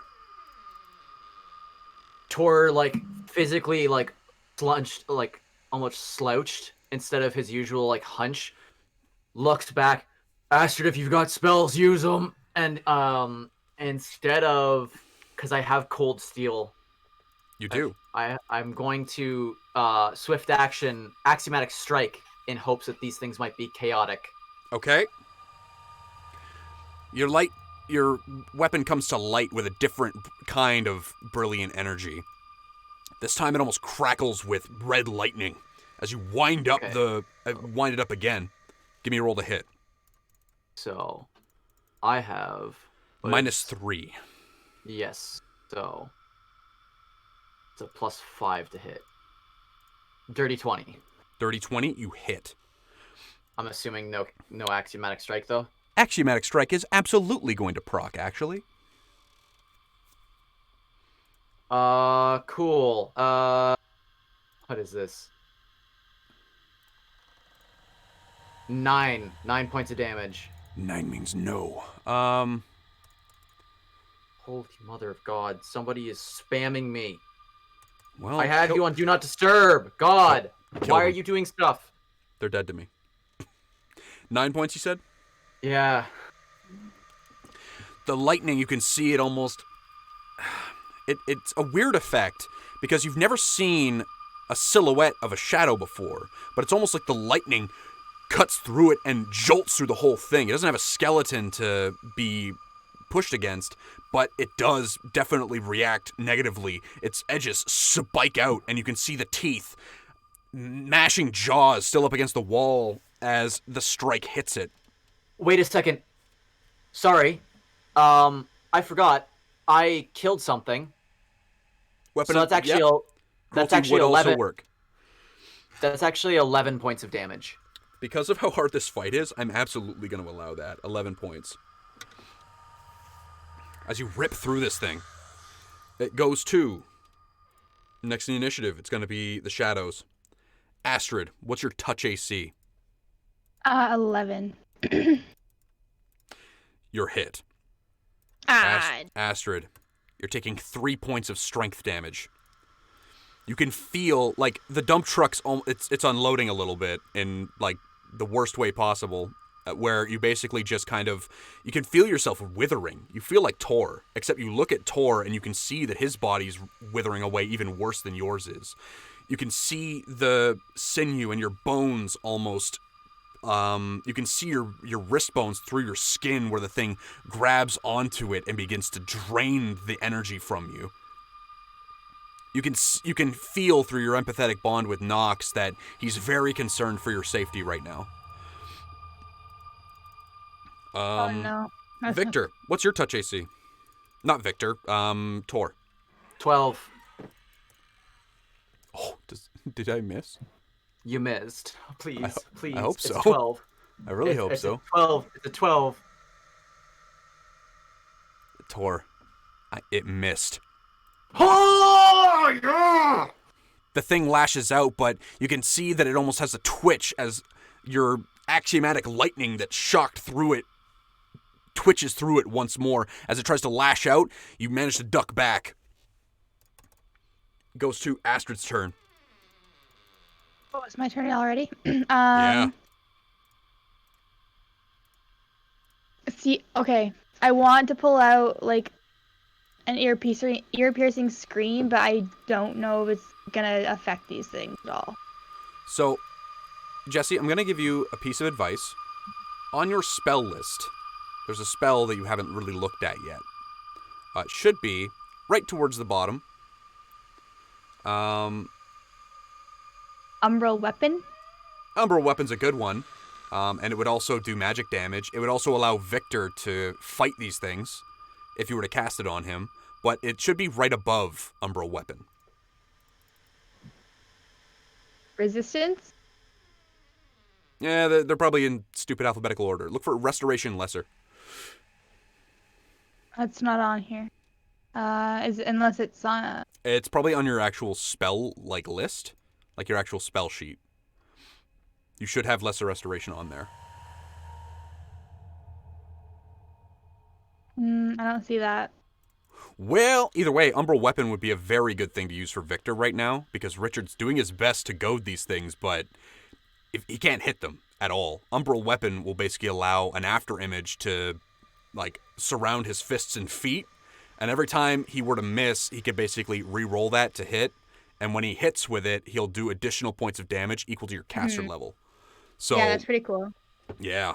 So if you can get to Victor to cast that on him, that's probably a really, really smooth move.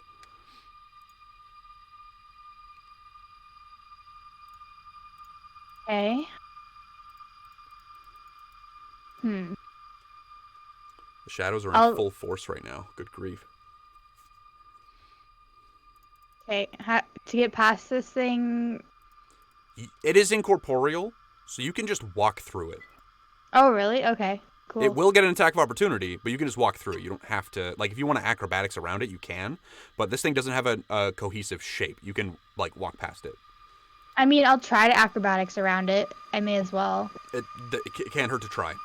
Can't hurt to try. And that'll be a 19. And you'll do it. Barely, but you will do it. So, Astrid, you can feel that your legs feel heavy. You still manage to dart your way around. You might not be as strong as you were maybe moments before, but you are just as quick. You sidestep and duck around, make your way over to this side. You also make your way past and up behind Victor. And can I still cast that spell, or do I have to wait? You can absolutely cast that spell. Yep. Victor, take my Umbra weapon. So, Victor... Yeah, take this. This is going to be... So, I don't mean it to come off this way, but it's the only real way I can figure out to describe how this works. So, Destiny 2 just released their latest thing, which is, all about, darkness-based subclasses with, this black crystalline ice that freezes things solid. It's kind of the same thing that's happening to your fists right now. You can feel the energy as you basically get your arms up to your elbows and your feet up to your knees, coated in this almost crystalline gauntlet. The fingertips are spiked, and you can see that there's also it's almost like snowy fur around the outsides of it. You bring your fists up.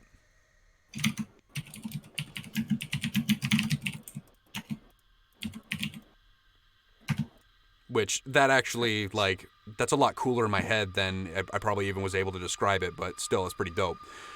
Guess whose turn it is, Victor? Is it Victor's? Absolutely. Remember, Victor, if you miss once per round, if you miss the creature with the target weapon, which is your unarmed strike, you can re-roll the attack. I'm also going to add a stipulation just because I like the fact you have a prosthetic arm. So your prosthetic arm, it's basically like a full plate gauntlet all the way up to your shoulder coming off of it. Damn. All right. I'm going to 5-foot step forward then towards this thing. What's up, Outslug Style? I'm assuming this is going to let me hit them. Well, you can feel that your hands don't feel cold, but you can feel the cold coming off them. All right. And since the way that works, it means I might as well flurry and power attack. Yeah. If I can Yes, reroll please. one. Yes, please. Yes, please. Please hit. So all right, and without slug style on and everything, and I Yeah. get. this is the moment. Let's see how it goes. All right, so first hit. Boom. +5. 90, 20, Frosty the Fistman. 20. Fistman. That's the first one. Thumpity thump thump thumpity. Second thump, one. thump, Oh! Frosty punches. No. Roll to confirm, Frosty please. the Fistman. So Richard, Roll to confirm that. roll to All confirm. right. Also, remember if this doesn't hit, Yes. which it's a solid 19. hit, Richard. Yes. So, Richard, both your attacks come up. Your 1 foot comes up into the thing's midsection, and you smash through it. Give me a roll. It's going to be a D8 plus 2 A D8 +2. on your first attack. Yes. Okay. Boom, boom, boom, boom.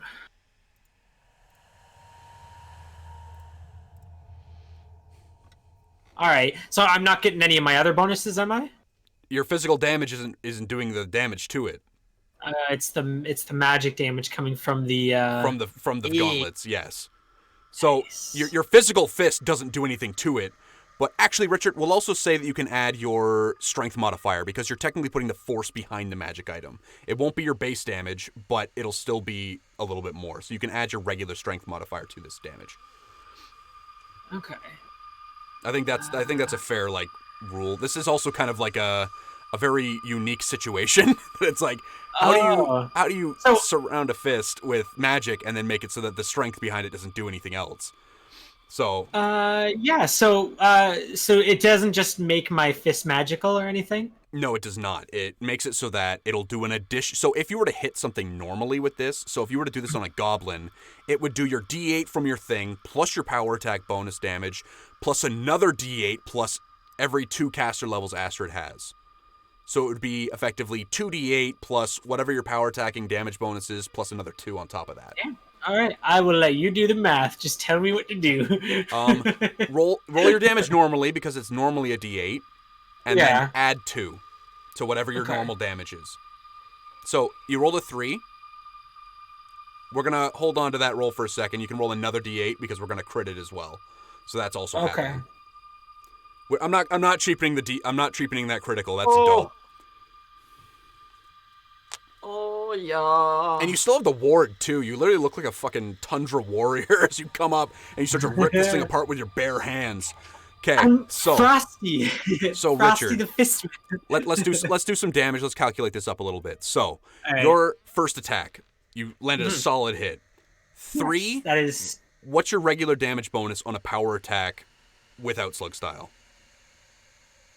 the regular damage bonus, like minus the strength, like just like the bonus from. Oh no. So this is gonna be whatever your. Let me look this up. I've got your character sheet right here. So All right. in play, outslug style, power attack, weapons. So it's going to be. You're gonna add 11 to this first one. Okay. And the second one you'll add 22.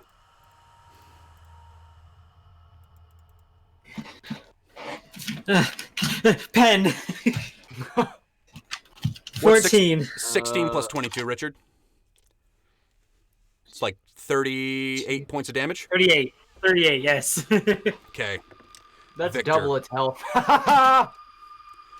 You can feel these powerful magical gauntlets surround your hands. You take a couple steps forward. You hop a little bit, get back into your groove. You step forward, and Astrid, you can see from behind, he literally just dismantles this thing. He makes 4 rapid hits. And I am your stand. I'm her stand. I'm literally coated in like an armor of ice and fucking frosty fists. You take both your hands in an almost aggressive bear-like stance. I think it's called tiger stance if you were to do it in regular martial arts. You grab onto the thing and you shred it with these dark black ice gauntlets. The thing rips apart and is destroyed.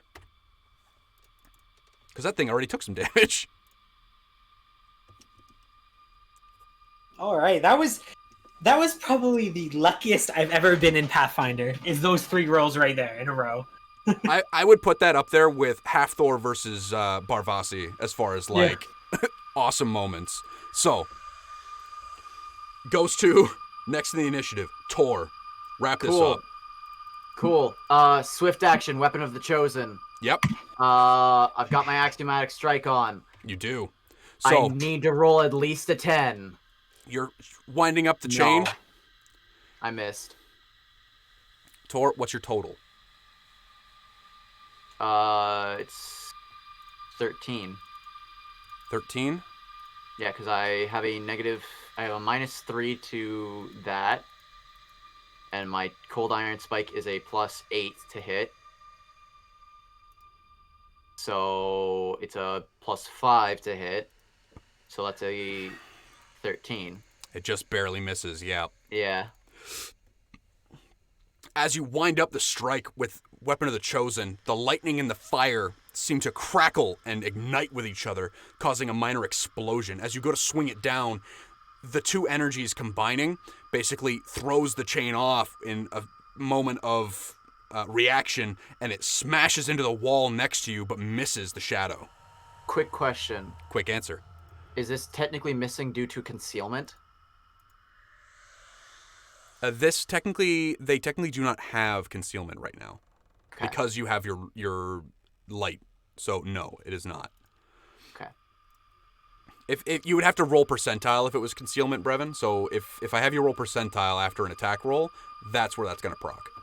Okay. These things would have it though, believe me, but it not at this very moment. So Good. It goes to next in the initiative, which is their terrible. turn. Brevin. Yeah. Touch AC. 12. Yep. Yeah. Low. 5 more points of strength. Christ. My strength is 5, so I have a -5 because I would go down at least 2. Oh, well, you'd go down another 3 because it was 5 before, 5 again. So you'd be at -5, -6 total. Yeah. Yeah. Cool. So I have a +2 to attacks now. Okay. Tor, you're looking pretty banged up right now. Yeah. How long does Umbral weapons last?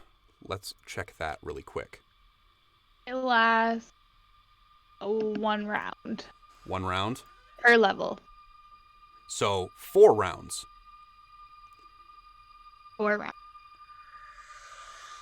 Good, because Tor can't stay in combat with this thing. Yeah. If it has spell resistance and resists it, it's dispelled. If not, they take damage as normal. But they do not have spell resistance. So, Tor, you can definitely hold your move action to swap with Victor. Yes. Yeah. Because you haven't done that yet. It's going to go down to Astrid's turn. Ooh. Tor desperately needs his strength, and he needs to be healed. Oh, God. He needs that back. He needs that back. A little bit. I'm at a 5 total. I'm at total 5 strength. So if I get dropped to 0, I die, I'm assuming. Yes, that's correct. Yeah. Brevin, do you want to take your 5-foot step back now? Yeah. Okay, you shift back. Yeah. It's now Astrid's turn. I'm just gonna make my way to the creature as far as I can get. 1, Can I make it all the way there? 3. So you could get directly up to it, but do you want to be in front of it, or does Victor want to be in front of it? Victor's the only one that can hurt it at the moment, at least with physical attacks. All right, then I'm gonna let Victor take the lead. So you take a step back behind Tor. That, unless you want to cast another spell, I don't know if you have any spells left, really. How many Cure Moderates have you cast so far? I think 2? I think that might have been 3. And then you've also cast Umbral Weapon, so you're definitely out of spells. Yeah, Okay. must have been 2 for my moderate wounds. Well, luckily for Brevin, you'll be able Victor, to. please. You'll be able to at your next Your next time you rest, you'll be able to prepare lesser restoration, which will give him his strength back, which will be nice. Yeah, because right now he's like on one knee. Yeah, you can see He doesn't even know that Victor beat the other one down. He's like focused on this one in front of him, on one knee. He's got the chain in both hands. Your strength's getting to a point now, Brevin, that you feel your eyelids are heavy, that it's hard to keep them open. Your shoulders feel like there's an incalculable weight on them, as if you just have a boulder on your back. You're trying to stand up. You're still standing, but it's a near thing. Very near thing. It'll go to top of the round with Victor. All right. Okay. Also, I read Umbra Weapon, so I understand now what you were getting at. And the D8 was the cold damage coming from the ability, not my physical damage. You need to end it. All right. You need to end it. I'm gonna move up. I'm gonna move up and in front of Tor. Okay, 1, 2, 3. Tor is barely standing. I can't flurry, but I am gonna just hit him normally. I'm not going to power attack though, because that damage is just gonna be lost anyway. Right now, I'm just focusing on hitting it and letting Astrid's spell do the work. Okay. So that means I'm not power attacking. Let's see, 5, 6, 7. Just making sure I'm not making a big mistake on its undead thing, because undead creatures have certain immunities. I just wanted to make sure it wasn't immune to cold damage, but I'm really glad it's not. Oh, or does it have spell resistance? It doesn't have SR, no. Like Okay. that would have been part of its I would have given that as part of its defenses. And you did it perfectly, Luke. Oh, I'm trying. Okay. Victor. All right. You move up. Tor, you can see what appears to be this almost Richard, pick a ferocious predator, like an animal that you would associate Victor with. Ferocious predator. Snaggletooth. Fuck off. Probably like a wolf, but like a gray wolf. Like what are those big ones that you find? Dire wolves. Dire wolf. Dire wolf or a timber wolf, yeah. But, Timber wolf. Okay. So you see this man. He's got what appears to be. It's almost like when the umbral weapons connect with the actual ward itself. It forms this like ruff of fur around your shoulders, as if you're wearing this like unique and elaborate suit of magical armor. It suits Astrid's sort of heritage as well, doesn't it? Yep. So there's the ice part of it, but then that's where the ruffs and stuff are coming from. But we're also trying to match it to both of you, because it's just kind of how it goes. Magic is fluid. So you come up forward. You can see the silhouette from the light still coming off your armor, that the man's arms and legs seem to just glitter in the darkness as he moves forward to face the shadow. Richard, give me a roll to hit. All right. It's only a 7, 8, 9. That's going to be a +9 to hit. Boom. Yes. And with a dirty 20, you hit. Give me a roll. Same damage as last time. D8 plus... D8 +2. I'm assuming that was with power attack and all the good stuff? No, I didn't put any of that on, because the physical's not going to be able to hit it. Okay. Because I'm sacrificing my ability to hit the target if I do all that. Very true. All right. Max 10 damage. 10 points. You come up. You're like, might not have worked on the crab, but it's worth a shot.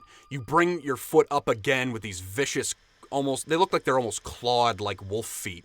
You bring the foot down in another guillotine kick and dismiss the shadow, destroying it underneath your boot. Black wisps come up from underneath the umbral armor, and suddenly, everything goes quiet. Tor, you drop to one knee. Victor, you feel the ice on your hands and feet melt away in what it feels like a moment. The ward returns to normal. You did it. You're alive. But barely. Damn. Damn, Astrid. Oh, damn. You got some damn fine spells there. It's almost like she's a spellcaster. Because normally incorporeal creatures, you just can't hit them with physical attacks. And like, I don't even know if my ruling is really like accurate to like the rules as written, because it doesn't specify that it makes your fists magic. It just specifies you get cold damage. But I definitely think that it would still make more sense that if you're putting force behind what effectively becomes a magic weapon with your like with your hands, you're not going to get an enhancement bonus, but you should still be able to hit stuff with your regular force. I think that's an okay ruling going forward. Even if you were right the first time, you were so kind to me on on the fact that I rolled well. That the second time around, I was just like, I'll just take the cold damage and the bonus. And I'm good with that. So, you guys, you've defeated the shadows. You defeated the crab that almost killed your caster. Don't mess with the crabbo. Or else you'll get infinite pinch. It's stand ability, infinite pinch. Tor is in a way. A little help here. He says, face down on the ground. I'm gonna help him out. Victor's gonna just give him an arm, give him a hand. Tor, you can feel it's not wet, but it's definitely damp as your shoulder is basically picked up, and Victor helps you to your feet. You can still walk, but it's definitely nice to have the help. Yeah, I think it's time to head out. I think we've taken on enough. I think we've taken on enough here. There's nothing they'd have left to assault Sandpoint with at this point. Okay. Yeah. It would be foolish of them to attack us after this. We've already dismantled their whole thing and their crabs too. And their crabs. Their war crab was no match for us. Astrid, there's a tugging sensation in the back of your head. It's not. Oh no. It's not a magical conjuring or anything. It's a sense of curiosity. There's a set of double doors over here, and you need to know what's inside. Yeah, sounds like me. Let's go. Do it. So Astrid starts to make her way over here. Before you guys can even react, you guys kind of turn around and she's gone back through. She swings the doors open. Tor is willing to wobble with Victor over that way. So yeah, your character is pretty confident that when you took the door handle off, he was trapped in there again. Yeah, if he wanted out, he would have broken out years ago. You guys can't even hear anything from the other side of this door. So, Astrid opens up the doors, and you guys can see a barren room in front of you. It's on an upraised dais, which has a marble throne. To either side is a statue of a man clutching a book and a glaive. The infamous Karzug you guys have become very familiar with. There's a ghostly figure that seems to be seated on the throne. There's an image of the same man who appears in the statues. He seems to be addressing an audience as he moves his hands about, his fingers decorated with hooked rings, but the words issuing from his phantom mouth are difficult to make out in a strange language that I believe Astrid understands. What language? You speak Thessalonian, do you not? I sure do. So,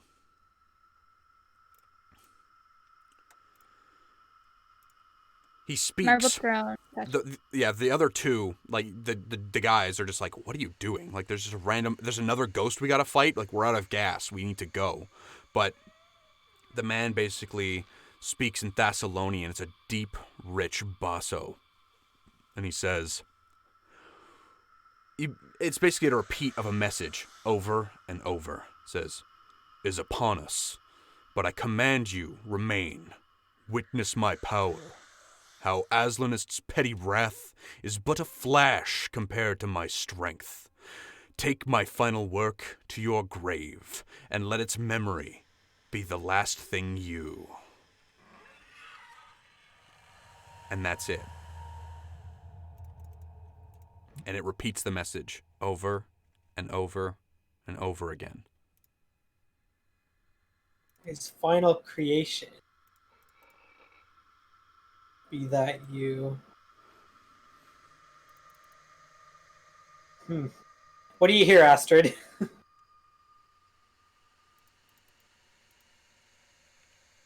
Do you share what you hear, Astrid? Yes, I do. So she'll relay to you guys what it's saying. As the loop repeats, she'll say it along again with it one more time. She says, "Is upon us, but I command you remain. Witness my power, how Aslanist's petty wrath is but a flash compared to my strength. Take my final work to your graves, and let its memory be the last thing you..." And it cuts off. So it sounds like he had something big that he sent after the other Thessalonian god, per se. Because they were, what were the Runelords? That's what they were called. I was about to say, like, the Runelord? Yeah. Those The things other, that are, those rising boys? Yeah, there was Rising Boys. Well, whatever it is, it happened a long time ago, so it ain't our problem, but... The famous last words of Victor Steelson. Not my problem. It ain't my problem. That's ancient history. Not my business. It ain't my problem. So, Sounds like a bunch of ancient history, but that's probably what caused the two of them to fall. If that was one of the last recordings here. well, you guys are in an ancient Thessalonian ruin. Yeah. So It's a ruin. you begin to make your way. You guys make your way back up into Thistletop. Not so much into the things here. Obviously, if you guys wanted to, you could go back and explore some other rooms. But you guys are more than welcome to come back here another time to come and tie up loose ends here. Maybe when you guys are stronger. Maybe when you guys are doing your thing. If you guys want to come and shut Malfeshnakor down in a few levels, you know where he is. He's not going to do anywhere. that. We know where he is. We'll have our people kill his people. He's a I know danger, where you man. live. Our I'll kill your parents. And by our Jessie. people, I mean us, because we're our own people. I guess he's been there in a while and he can't leave. Like, that's just my assumption. I mean, I hope that's the case and he doesn't end up absolutely demolishing Sandpoint, but... Oh, that'd be hot. I'd be into that. But if But he if he- does, if he we'll comes have for probably Sand- and hopefully have left by that point. And then it's just not our problem. not our problem. No, by that point, if anything is to happen, should get our rest and be prepared to fight it. Yeah, and I need my strength back if he does end up escaping. We already know right now that we're But no good dead if we try taking him on. I'm pretty sure he's stuck in there. And Tor faintly pats his backpack. Because he got the handle. Before we leave, I do want to find a bag because I think it would be disgusting. I am getting a little bit more not sensitive, understanding that people don't want to have their kids seeing a head as we walk into Sandpoint. So if we could find a bag for me to put Nualia's head in, I have someone that I'm supposed to deliver this to. Not everyone can look at it just a severed head as blankly as you do, Tor. Not everyone can sever a head as blankly as I do. Exactly. All right. Glad you're considering others' feelings. But yes, if we can find a bag before we leave so I can put that in there. I don't have an extra bag and I don't want to... Could be a bag in Noalia's room. We'll stop by there on the way. Nawalia's Sure. head, that's the line. But all the goblin heads we're going to put on stakes, they're coming. They're coming. So, The less similar something looks to you, the less attached you feel to it. you guys make your way back up the Plus stairs. they all know Nualia. You guys make your way back up the stairs, and you find at the outside, on your side of the bridge by Thistletop, Eric, your friend from before. He's managed to wrestle. What was that horse's name? Shadow Mist. He's managed to wrestle Shadow Mist into carrying what is effectively the entirety of the goblin heads that Tor's wanted to bring back with him. He's basically taken all of them, strung them off of saddlebags, and he's riding on top of the horse fairly easily. It's like he's born to be there. He looks back at you guys, and he says, "Fairy's light." He gets off the horse, he comes over to help Tor up onto the horse. He says, "What in the hell's happened down there?" Everything and nothing at the same time. I don't know how to explain it. Ancient goblins aren't the only problem. Ancient evil and undead. Let's go with that. We've met an ancient evil. We killed some undead. They almost killed me, you know. It's life. He says, "But you killed them, right?" Yeah, they're dead. They're at rest now. Fairy preserve. Okay.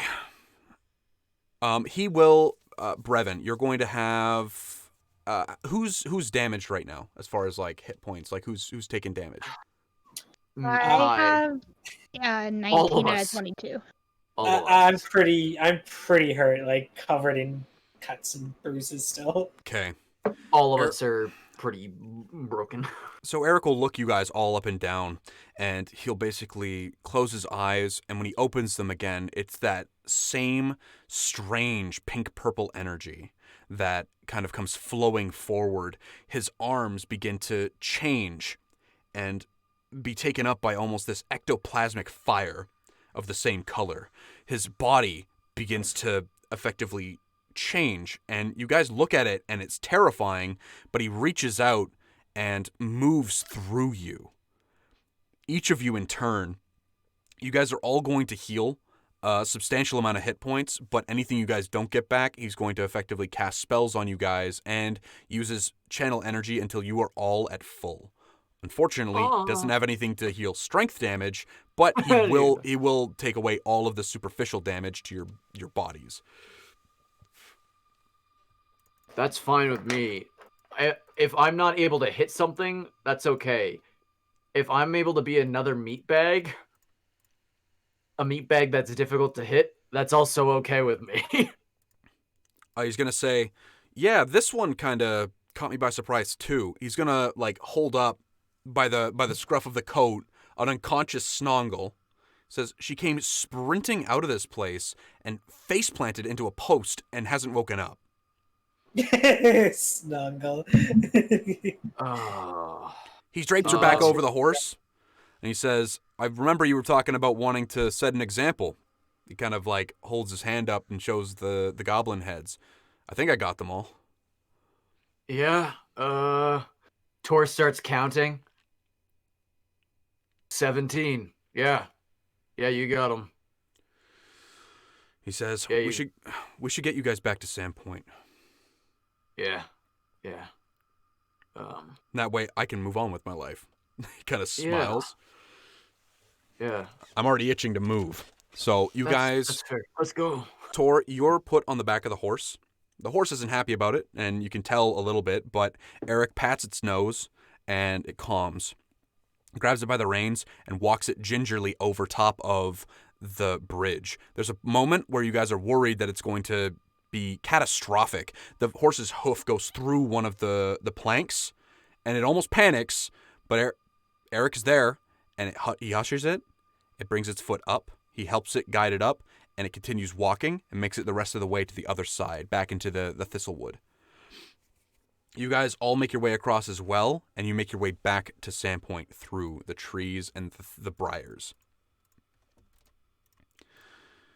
Sandpoint. You guys travel for another hour or so. Obviously, you guys are tired. You're almost exhausted at this point, but it's not the end of the world. Eric is very good as a healer as well. Astrid, obviously, you're spent. He's fresh. So it's very nice to be the one who's being doted on for a change. So this is the guy who helped them. So you guys make it back to Sandpoint. Eric gets as far as the gate, and he says, "If I go in there, I'm not going to come out."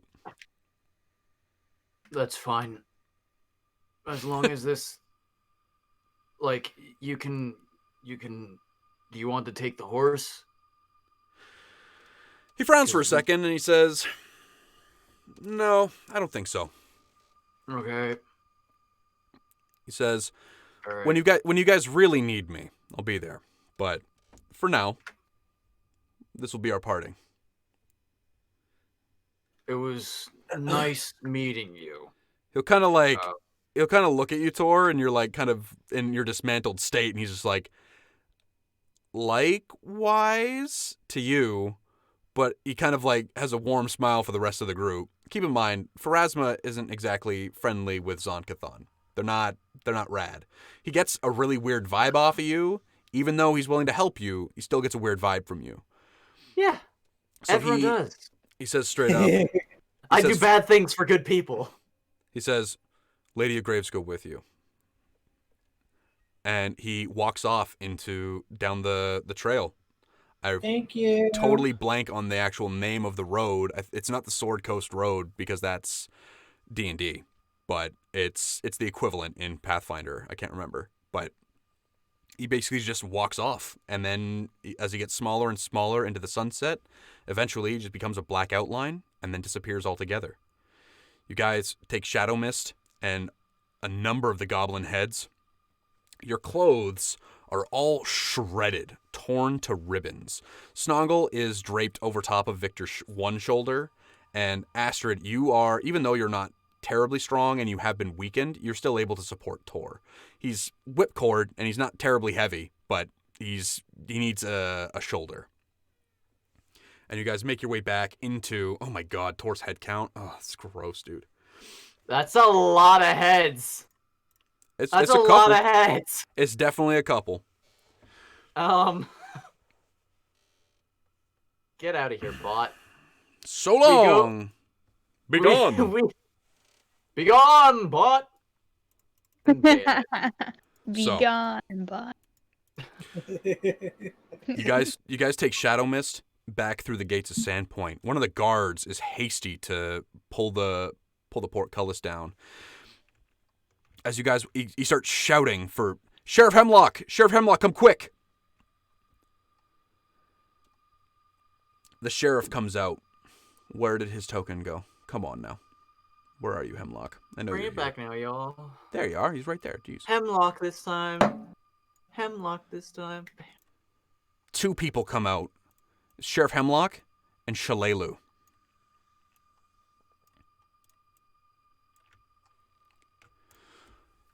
Snongle is there, but she's very sleepy, so she ain't gonna say nothing. She ran all the way home. Not even. She's unconscious over Victor's shoulder. We're also going to say that you guys collected her weapon that she basically just like threw on the ground and bolted. Yeah. I'm retiring. I don't want to do this anymore. But also, She'll like, be with us next time. yeah, she'll be back. She's too much of a cretin. She needs the treasure. Tor looks at the both of them. Thistletop's clear. Well, They're looking at you guys with Yeah. absolute incredulity. Keep in mind, let's paint a picture. Victor is about 6'2", about 250 pounds of muscle with a prosthetic arm. Astrid, with her dress pretty much shredded, walking up with Nox around her shoulder, carrying up Tor, both of whom appear that they've been effectively like drained with a straw of their physical strength. And Snongle unconscious with a horse that's bearing that has 17 goblin heads, 5 goblin dog heads, the head of Brethasmus, as well as 1 Yethhound and And a Nawalia's bag. head in a bag with a head. Shalelu will go over and inspect the actual horse itself. She won't say much to you guys, but she'll crouch down. She's examining very closely the head of Brethasmus, the bugbear. Sheriff Hemlock, Want it? she looks over at you and says, "It's not my kill." No, but still. Tor, give me a sense motive. +8 to this. 19. She's a little disappointed. She had a lot of history with this bugbear that they've basically both narrowly avoided killing each other a lot. And it's a rivalry she wanted to end, but she didn't really get a chance because you took its fucking head off. You also have the earring necklace.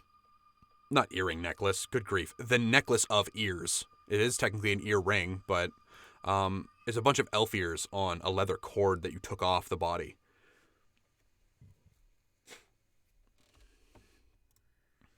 Okay, well, if you don't want the head, Tor will gingerly reach into the bag and grab that out and hold it out with his other hand. Sheriff Hemlock staggers. He recognizes the face. He's leaning up against one of the... So you guys have effectively at this point, he says, I think we should go back into the garrison now. Yeah, Tor puts it back in the bag. And he'll take the bag with him. I'm going to go get... Shalelu, do me a favor. Go and grab Father Xantis and Mayor Devon, please. She'll nod. You guys will all convene in Sheriff Hemlock's...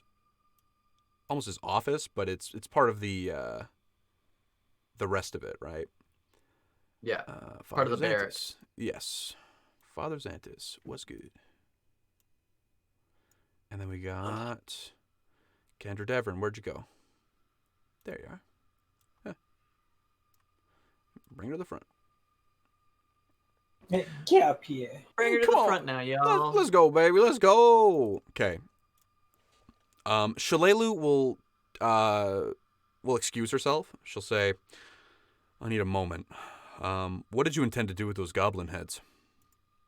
Oh, I was gonna actually, this sounds gruesome, but I was gonna, when I have my strength back, head into the woods and start putting the goblin heads on pikes so that any goblins that might try to attack this town again know exactly what's waiting for them. Tor, for what might seem like the first ever time in your life, she smiles at you, warmly. A very warm smile. Actually, that's not true. Snongle does that all the time, but you're kind of weirded out by it. Shalelu's the kind of person that it actually seems like it's she goes from this stern, straight-laced, like, I'm a goblin slayer, but then you can see it around her eyes that suddenly that she has this other side that nobody else has seen but you in that one moment. She says, I'll tell you what, I'll take them, I'll set them up. I know where they hide, and I'll make sure the message is loud and clear. Ooh. She gets up and says, you guys killed quite a few of them. They're going to struggle getting that back. And she walks out of the barracks.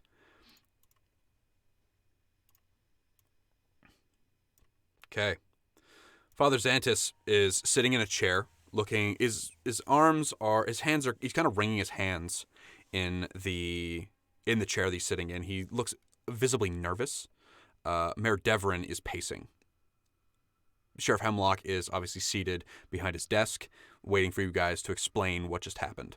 Because you guys left in the morning, you were gone for 2 days, and then now you're suddenly back. You're covered in bloody rags, basically, with strange equipment they've never seen you guys use, and now you arrive with effectively an abattoir in your tow. Who's going to debrief?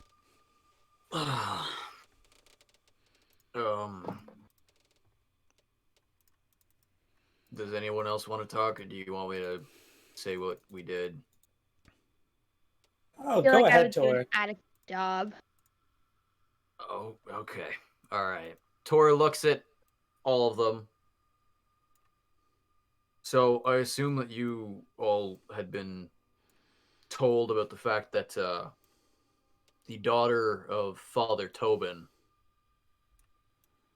lived, and that she was planning and aiding the goblins in their raids against your town. Father Xantis will nod, and he'll say, yes, Nualia, a very troubled child. We thought she had died in the fire long ago. It's at that point where you guys can see in the barred cages behind where this meeting is taking place, you can see Pseudo sitting there. And for the first time in probably days, he finally gets up and moves. He starts smashing his body. His hands are still manacled behind his back, but he starts smashing himself against the bars, screaming bloody murder. This cannot be. You could not do this to my love. And all sorts of other litanies. Pseudo. He doesn't listen. He's still screaming. Tor takes out one of the pages that talks about the fact that Nualia was using him. Could you put that, and he reaches towards Sheriff Hemlock, could you hand that to him or put that in his cage, please? Sheriff Hemlock says, until he's calmed down, I'm not doing a thing. I'm not getting close to him. That's fair. So, Nualia was within Thistletop. I thought that she might be in a different area. A lot of goblins, Rip Nugget, the Bugbear guy, Nualia, a few humans were there as well, aiding them. Humans? Mayor Devrim will speak up. Humans? Anybody in particular? Did you recognize anybody? No. There was a woman with a cat. She could cast. They all just kind of look at each other and shrug? Yeah, I kind of figured. The only other description I can give you of her was she dressed very provocatively. Father Xantus will shake his head and close his eyes. When we entered Thistletop, there was quite a few goblins above. Nualia was concerned with a lower area of Thistletop where she was trying to release a Barghast. If you guys don't know what a Barghast is, Father Xantus will put his hand up and say, I'm familiar. It's a demonic creature. There's one in the lower chambers of Thistletop that has been locked away, unable to break free of its chains. Sheriff Hemlock will say, do you have any evidence of that? Well, besides what we say, like besides hearsay, none at all. I mean, yeah, go ahead. Sorry, we dealt with an entire fort filled with goblins, and then this thing pancaked me to the floor. So I don't think I imagined that. Father Xantus says, if you really did come toe-to-toe with a Barghast, if it's been alive as long as you say it must have been, then I'm amazed that any of you survived at all. Well, I almost didn't. It's not dead. It's not dead. It's locked away, unable to leave. There's one room that it is stuck in. We hope. Hopefully, yes. We assume. There are Thessalonian ruins all beneath the fort. I'm fairly certain that if it was able to break free, it would have broken free like thousands of years ago. Also, Nualia's mission was to free this Barghast known as Malfeshnikor in order for Malfeshnikor to demolish your town.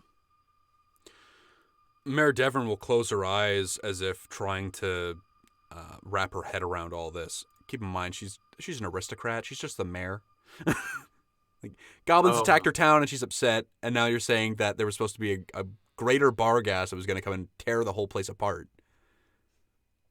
Not only that, but the old preacher's daughter turned like demonic monster. The whole thing just seems very, very outlandish. But also, she knows you guys aren't lying. These things have happened. I mean, on a good note, it's all that's left in the fort, along with a bunyip. There were also undead within the ruins of the ancient Thessalonian ruins. What beneath kind of Thistletop. undead? Father Shadows. Xanthus will ask. Oh, Shadows. that's not good. They are, however, put to peace and resting. Hopefully, that's the thing about ghosts is I'm never sure. Nualia is very much dead. What else can I tell you? I said, do you have anything that might, like, any kind of, like, evidence that might prove this? We have of Nualia's her journal. death. Of her death. Not of her death, but of what she was doing. We need to make sure that there isn't going to be we- more that's going to bite us. We'll take out Pseudo's journal and place that down, and then we'll take out the Nualia's journal, and I'll place that down.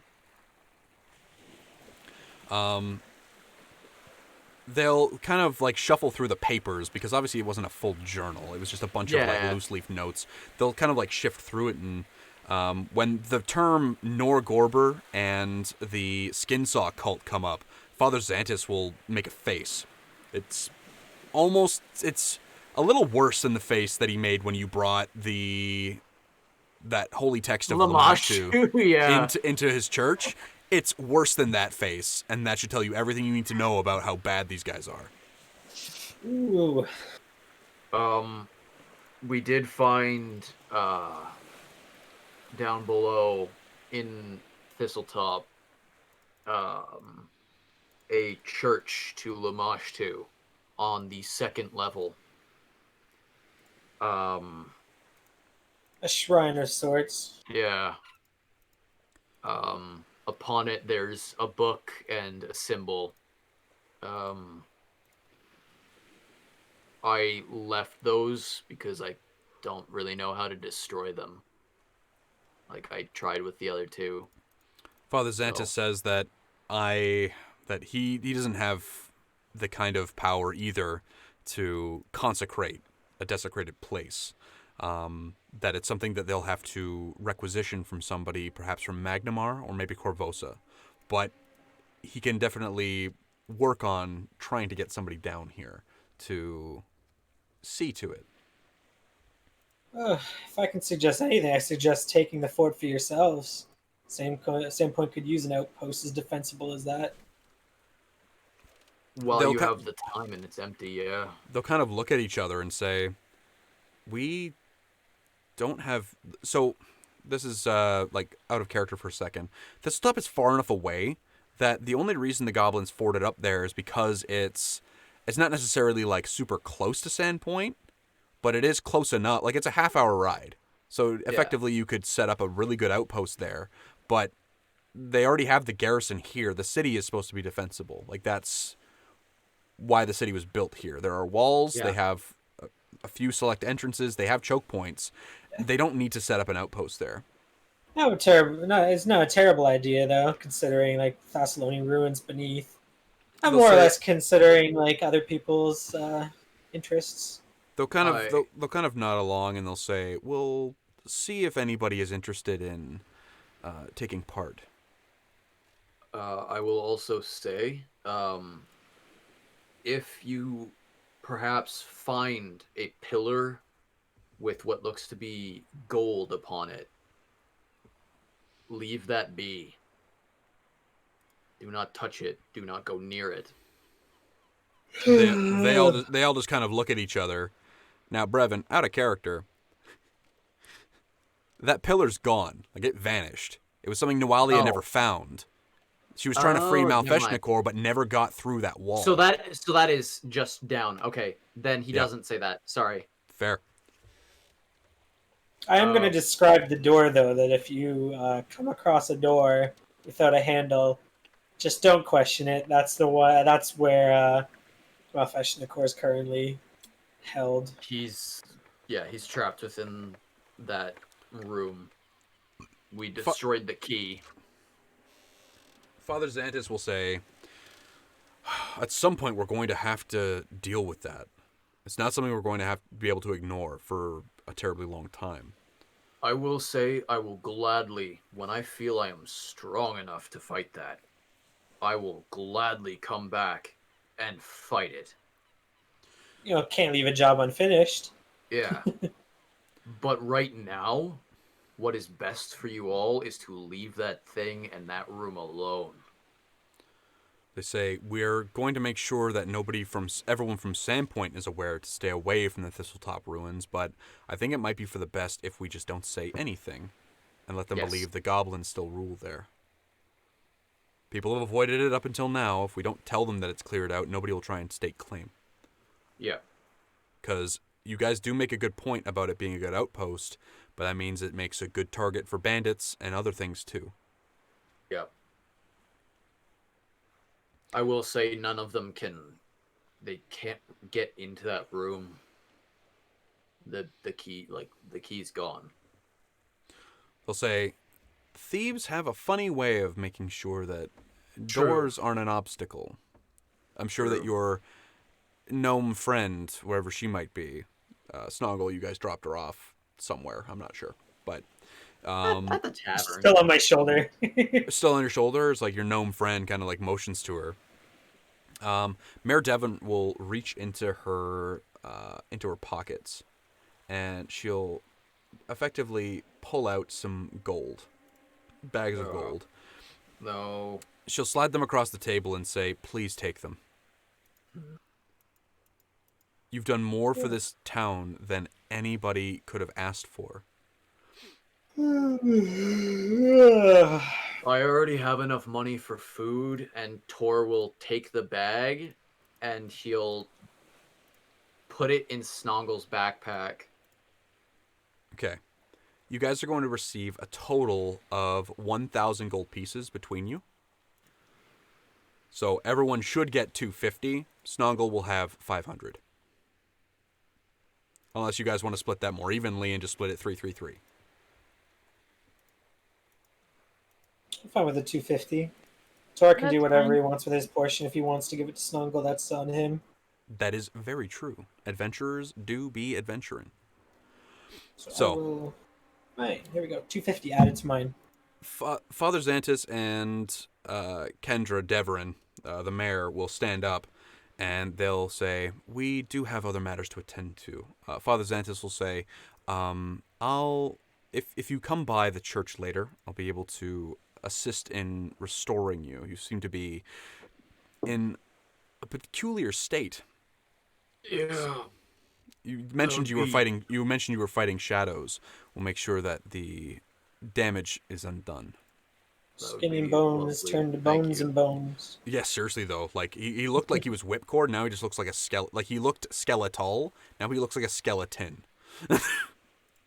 Like his you can literally see his jaw line where it would be because of all the muscle and things just kind of like dilapidating even further.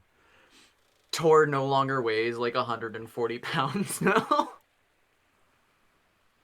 Not even that. You probably weigh 100 pounds soaking wet. Yeah. And that's in the plate mail or in the breastplate. Yeah. Sheriff Hemlock will stand up and say, when Pseudo is he's still screaming bloody murder from the cage. As you guys have held on kind of your very placid conversation, he'll look to you guys and say, "Thank you." He says, "You guys are free to go. Do whatever you want. You'll always have help here if you need it." Thank you, but no offense. I feel like if I ever come back, people are still gonna hate that I'm here. He says, "You've put more on the line for this town than any person has in the past. And the fact that your portion of your reward is going to another person, I believe that there's more to you than meets the eye, Tor." And Sheriff Hemlock will say, "I do have some paperwork to fill out, and I have some guards to debrief. But I'm sure that Amikio will be more than happy to see you guys. You should go down to the Rusty Dragon and see." Ugh, I gotta stop Okay. by Trandarock Academy. I did promise that guy I'd return his ring. You did Yeah, promise that guy you'd return his ring. I need to return a map.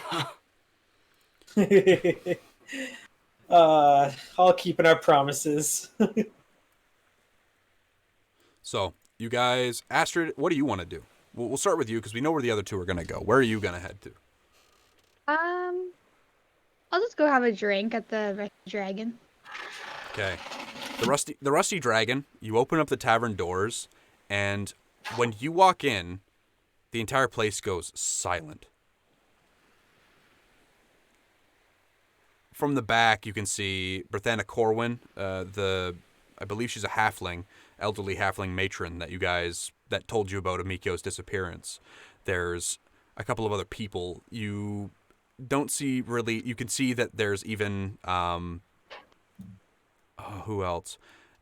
One of the priests from the church, the guy who was assisting, the jailer as well as here. I'm blanking on the general store owner's name. Richard, what's his name? Eh.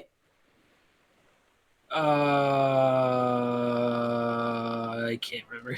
Why do I have the name Casadia in my head? That is driving me bonkers. It Because is. you run like campaigns at once. Yeah, seriously though. Casadia doesn't sound familiar though, which is why it's like, what the hell? Let me just take a quick look see. Barvaggio? Barvaggio. No. Arvaggio. No, not even close. Das Corvid is here, as well as Astrid. You'll definitely recognize the woman from the Bluestone House. Mm-hmm. Bluestone something. Naffer Vosk is here. He's the one who runs the boneyard. Even some other people. The only ones that are kind of missing are some other stuff. A woman by the name of Rissa. There's Lars Ravanki is here. Das Corvet. Even even Pillbug is here. I almost said his actual name. Nobody calls him that. The House of Blue Stone, Sable. She's here. In all of her shaved head glory. And of course, standing amongst them in the midst is Amikio. And she stands there, and she looks at you. She has a tray in one hand full of drinks, and somebody in the back basically starts a slow clap that begins to build and build. She sets the tray down. You thought she might have dropped it in her haste. She sets the tray down, comes over, and she gives you an incredibly warm hug. She squeezes you super tightly. Nox looks a little uncomfortable because he's pancaked between you. He's like, what the hell is this? But she hugs you super tight and says, thank you. Thank God you're back safe. I'm just gonna take one of the drinks off of her tray and chug it back. You pick it up and you pound the tankard. You slam it down on the table, and the applause that's built from that slow clap begins into a raucous cheer, and everyone decides the party basically starts as soon as you slam the tankard down. That's exactly what I wanted. Beautiful. You're a Kellid tribeswoman, but you're here to stay. Smash cut. Tor, you're returning a map. Yeah. You effectively are using you're I'm trying to think of how you would even support yourself right now. Like, you can still walk, but it's slow going. Yeah. You hobble your way over. You find a stick somewhere that you use as kind of like a walking staff to try and like assist your walking. You make your way and you make it up to the what is the name of that place? It is the Way North. You make your way to the Way North with Vesnet Peru, the boy. The gnome is sitting there. He kind of fiddles with his glasses to like move all of the magnifiers out of the way, and he says, "I never thought I'd get that map back. Incredible." You really had so little faith. You really had so little faith in us. I'll put this down on the table. He says, "Not little faith in you, but little faith in people." Nobody returns maps. People think that they're free. People like to take them when they're supposed to be borrowing them and then go and get themselves killed, and I have to make a new one. And he says, was there anything that I missed on the map? Anything neat? Anything interesting? He seems almost excited. I don't think you missed much, but I will say one thing. Soon enough, you might have to have land markers for where you'll find goblin heads. And with that, Tor will walk out of the shop. Just on that note. He kind of does that, like, raised finger, inhale breath, and then you're already out the door, and he's, like, sliding the map off the table and back underneath the counter. Okay. Smash cut. Victor. You're making your way up. You're kind of rolling your neck. You're looking at the state of your clothes. You wish you had a chance to change, but you want to get this done quick. You make your way up to Tarandarok Academy.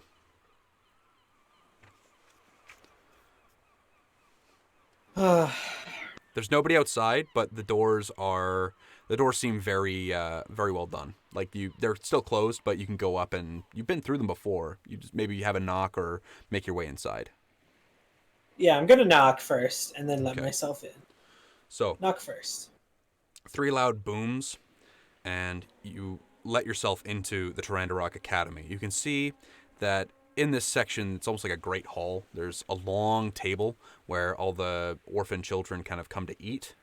It's not currently a mealtime, so the place is more or less empty.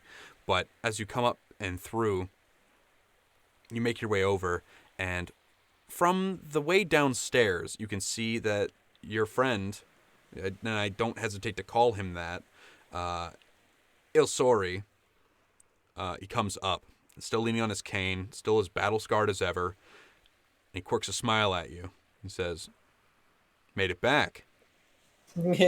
I smile back in one piece, except maybe my clothes. He says, that blonde one with you, she's kind of a whip crack, but clearly she gets the job done. He'll hobble over to you on the cane. Assuming the scarring isn't too bad, besides the bite. That's the cool thing with magical healing, is that it doesn't typically leave bad scars. It usually, it'll heal majority of them.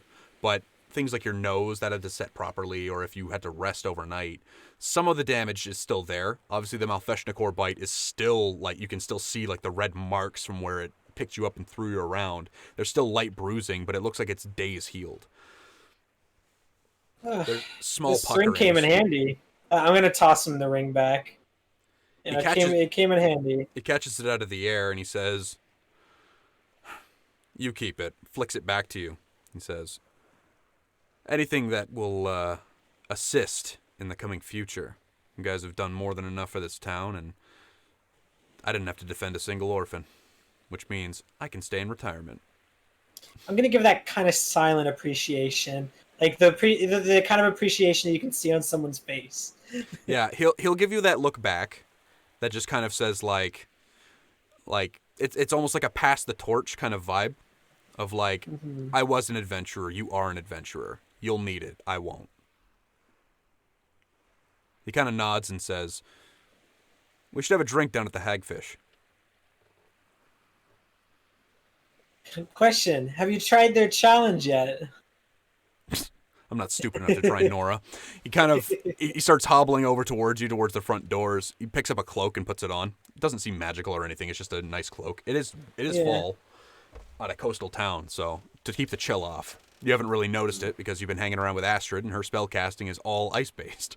So you guys hobble down back into town. You guys can hear the party that started at the Rusty Dragon. He says, "The Hagfish first. I'm not really into parties." He'll keep hobbling. Me neither. So I've had enough excitement for today. Astrid, the party is incredible. Amikyo, you don't pay for a single drink. You are absolutely shittered. You're deleted off the face of the earth, white girl wasted, level 10 in just plastered. Your pale cheeks almost rival Tor's for the color of red. It seems like he put axiomatic strike on your face. you look like a beetroot, but you've been drinking so much you're just going nuts. Nox is obviously. I was gonna say I'm so drunk I let my trash panda also get drunk. Yeah, so he's got like the big like ring of foam around where his nose goes underneath his mask, and he's also kind of just sitting there like stuffing his face off of random plates. He's just kind of running around the bar doing his own thing, and nobody seems to question it. They just kind of let him pick and choose what he wants, so he gets just a little bit of everything. He's got his sticky little mitts are covered in soup and fish and other ridiculous things, and he's got more foam around his mouth. He's got the basically like a full goatee of beer foam as he sticks his face into the tankards. Nobody seems bothered by it. You guys play games. There's gambling, and there's people are playing cards, and it's just an incredibly fun time. You spend a few hours just partying and doing your thing, eating food and drinking and soaking in the victory like it's a win. This is a W for sure. You got a dub. Dubs in the chat, Astrid. Dubs in the chat. W in the chat if you agree. So, Tor, you're hurting for strength right now. Yep. Where are you going? I'm going to the church to get my strength back, and then I'll be probably going to the tavern. So you make your way to go and visit Father Xantus, Brevin. He pulls out a couple of potions, and he says, I wasn't sure I was ever going to need these again, but I had them made just in case you guys got back and needed more help. Luckily, Pillbug is, although he's unreputable, he does a good job. He'll give you a couple of potions of lesser restoration. And he says, I'll be able to do a casting as well myself. So Brevin, through those castings and through the potions, I'm not even going to make a roll. You'll receive your strength back, at least for the most part.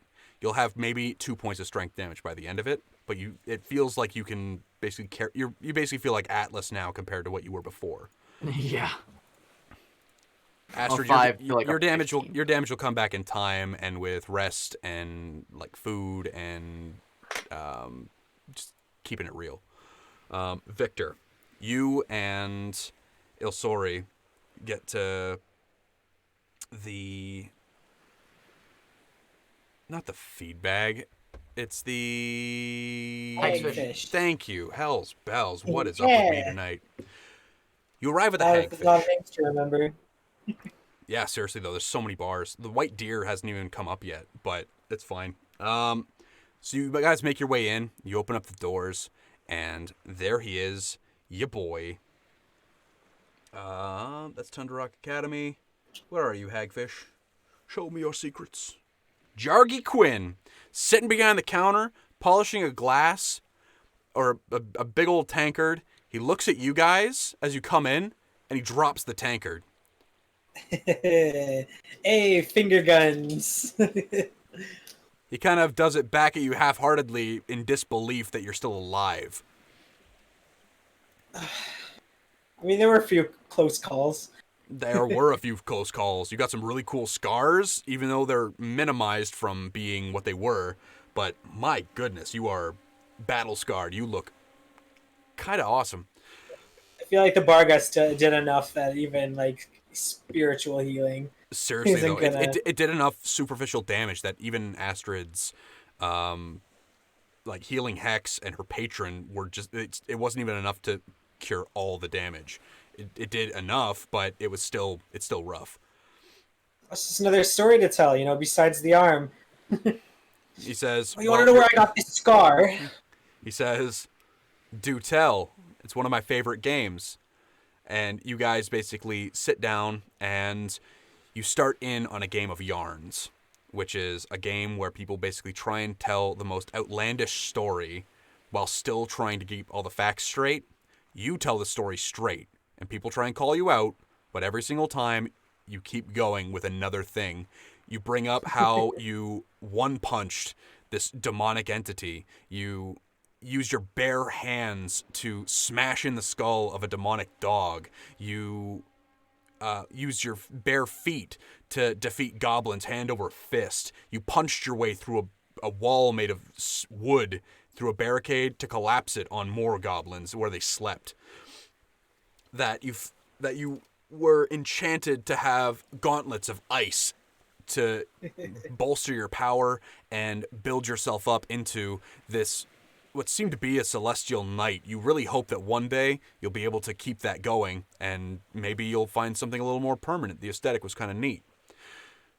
Eventually they go through, and they can't find a single flaw in what you've said.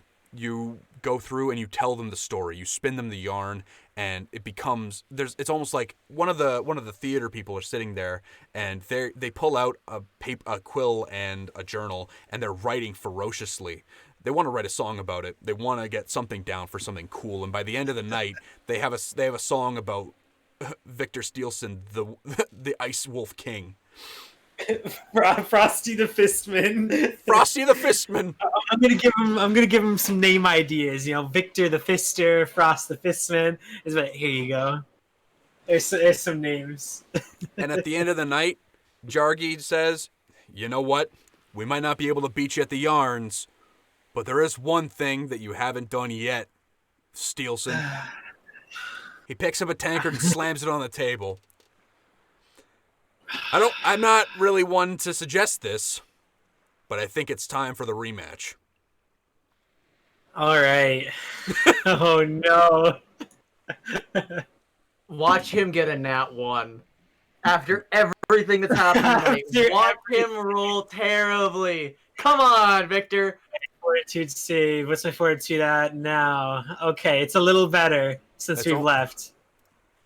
That's an 18. Hey, Richard, guess what your DC was? Was it 18? 18. Oh! You stand up, and also for anybody thinking I'm fudging that, I literally have it written down on my breakdown of Sandpoint. Hagfish, DC 18.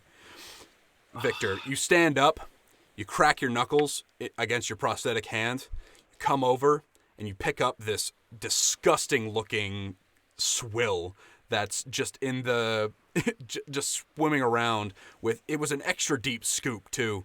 You take it up, put it to your lips, and you pound the entire thing in one go. You slam it on the counter, wipe your chin, spit on the floor, and hold up your prosthetic arm in triumph as the entire bar goes ballistic. Richard, you can add, it'll be effectively 15 gold pieces to your character sheet, as you're allowed, you will conclude the night and you're part of the chapter with you carving your name. Whatever the title you want to choose will be carved into the beam of the hagfish. As you take the coin purse, as Jargi Quinn takes the coin purse down and hands it to you. I think the suitable name here is Victor the Victor. I hate it, but it's your name. I take my name literally. Seriously, though. Tor, coming back around to you. You come up to the church, and you make your way inside. It's just you. It's starting to get dark now. Come on, Nox, give over. It's starting to get dark now. And you make your way back up towards the church. Similar to what Victor did. You bang on the door, and you let yourself inside, and Father Xantus is quickly making his way towards you. You're obviously... Wait a minute, didn't I already do this? You already did this. We haven't gotten to me getting to the tavern. That's what I wanted to do. How many potions of Lesser Restoration, though? They'll both be used. Don't worry about it. Cool.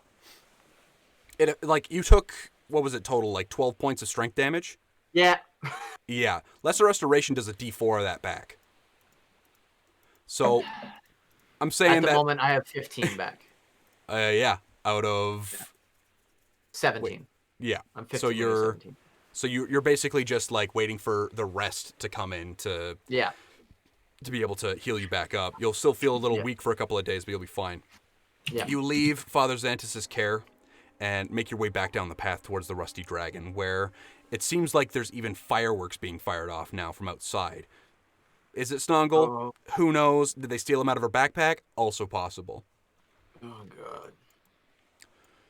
You make your way back, and you come in, and you you can see Astrid absolutely plastered. She has been drinking almost nonstop since she got back. She's been carousing. She's been arm wrestling people despite the strength damage. She's been gambling and doing things. Astrid, you'll be able to earn maybe, you've got a high intelligence, fairly good wisdom. You'll be able to get 5 gold total from your night of gambling and carousing. Tor, you walk in the door, the bar kind of goes silent again. And Amikio looks at everybody in the bar and says, "Let's hear it for Tor!" And everyone goes ballistic. They start cheering and clapping. There are 3 drinks pushed into your hands. You're not even sure who handed them to you, but your hands are now full of alcohol. You've got people offering you food. You've got people offering to play games with you and other things. You're a little overwhelmed. This is like, you might be kind of a freakazoid because you're Tor, but it's definitely an alien prospect to have people want to hang out with you. It's like, only Snongle's supposed to do that. She's a weirdo. Like, cut it out. Yeah. Whether you stay for the party or not is entirely up to you. But Victor's not around. He's partying at the Hagfish, where he has his own carousing being done. Talking about secrets of the trade of brewing, as well as secrets of kicking a lot of ass. Van Vinder, that's his goddamn name. Oh yeah. I'm so good at this. Tor will partake in like 1 drink, and he'll make sure nothing happens to Astrid. And for the first time, probably ever, he has a smile that isn't like, all his smiles look creepy, but this one is the first one that he's probably gotten. It's the closest you can find to not being like menacing. Yes. You sound like the Grinch. Right? It's like the flat lips just kind of quirked up at the corners. No teeth, no nothing, just a smile. Yeah. No, it's probably the first one. And he pretty much just watches over and is making sure Astrid's okay, and then once she probably gets too plastered to go to her room, he'll take her there. And okay. He's being the protective friend. After several hours, it's probably closer to 4 a.m. at this point. You guys have been partying all night. You guys are still exhausted, but the healing helps, everything else helps. You guys eventually make your way and lay down for bed at the Rusty Dragon. And that is where we're going to leave today's session. You guys will wake up in the morning, and everything will go on as if nothing happened. Except they've got a little more respect for you guys. I will say one thing in the morning. Okay. When Tor wakes up, he goes to the barracks and delivers one last thing to Pseudo. And he just tosses the bag in, looks him dead in the eyes, and then fit if it weren't for walks these out. damn arms. Pseudo looks down at the sack, and he can see the black-brown caked on the burlap sack that you managed to find somewhere. It was probably in one of the food storages in Thistletop. Yeah. It's the black-brown that kind of, like, sticks whatever it is in there. You can see that coming out the top of the sack are strands of white hair. And you can see the defeated look on his face as during that part of the morning, this isn't actually the bars. So what you'll do, you'll get up early. Even though you guys were up until like 4, you'll wake up at about 6. And you'll Tor head down. has a mission, so he knows. Yeah, you do. You basically get like a cramp in your leg at about 6. Zonkathon says, time to get up, bitch. Yeah. You make your way down, and you can see that there are guards escorting Pseudo into a carriage that will take him to Magnamar to be tried. You can see Amikio's there. She was up all night too, but breakfast got to get made. So she's looking at him, and you basically walk over, and as they're getting ready to close the carriage, you take the burlap sack and you throw it into the door at Pseudo's feet. He looks down at it, sees the white hair coming out the top, and he goes pale. The door and the closes. last thing he hears through the doors is, "She never got to my eyes." And that's where we're going to leave Burnt Offerings from Rise of the Runelords. Guys, this has been an absolute trip. We have come very far, and it's been absolutely wild. I'm thrilled with your guys' characters. I'm thrilled with everything we've done so far. I think that the next chapter is going to be just as cool. I think that it's... who cares what I think? You know what? Nobody cares. So you guys, how do you guys feel about the conclusion of the chapter? Was there anything that I missed as far as closure you guys wanted to cover? No, honestly, it ended perfect. In my opinion, I wanted to complete that challenge by the end of this, and you gave it to me at the end. Well, not really gave it to me, I succeeded, but you reminded me of it as well. Yep.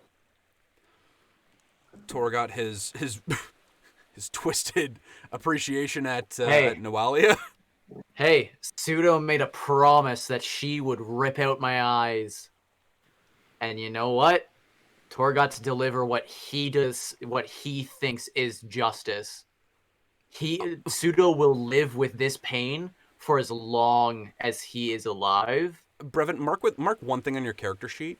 Okay. Mark down Noalia's eyes, because Yeah. I know you didn't say you took them out. Yeah, no. I You're a worshiper of Zon Gathon. I thought about that earlier, and I didn't want to say that on the stream because I thought that might be going. But yeah, I'll erase all of the heads and just put Noalia's eyes. Yep. So that was what will be left. You'll have them in a jar filled with formaldehyde, and you can do whatever the hell you want with them. It's up to you. It's fucked up, but you have a pair of they're almost like a hazel gold, looking closer to an actual gold. Keep in mind she wasn't Aasimar. Yeah. And they're sitting in a jar in your bag. And then Astrid, I think that the party was good. I didn't really know what else you wanted from the chapter, but I think that we did a pretty good job sending it off for the finale. Yeah, I'm happy with that. Okay. It's unfortunate that Rose couldn't be here, but I'm sure that Snongle was firing off some fireworks when she eventually did wake up. So we included that a little bit, and I'll talk to her about what she wanted to do by the end of it. But thank you guys all for watching. We were going to do a Q&A if we ended a little bit early, but that fight with the shadows really did take a lot out of it. The crab battle definitely did a thing too, if anybody remembers that early 2000s meme. But back when Newgrounds was Newgrounds and Twitch didn't exist. Thanks everybody for watching. Thanks for tuning in. Tell your friends. We'll be back next week with the second chapter, the Skin Saw Murders, and we'll see you guys in the next one. I've been Luke Notman. I'm Jessie. I'm Brevin. And I'm Richard. And have yourselves a good rest of your week. Thank you. Bye-bye.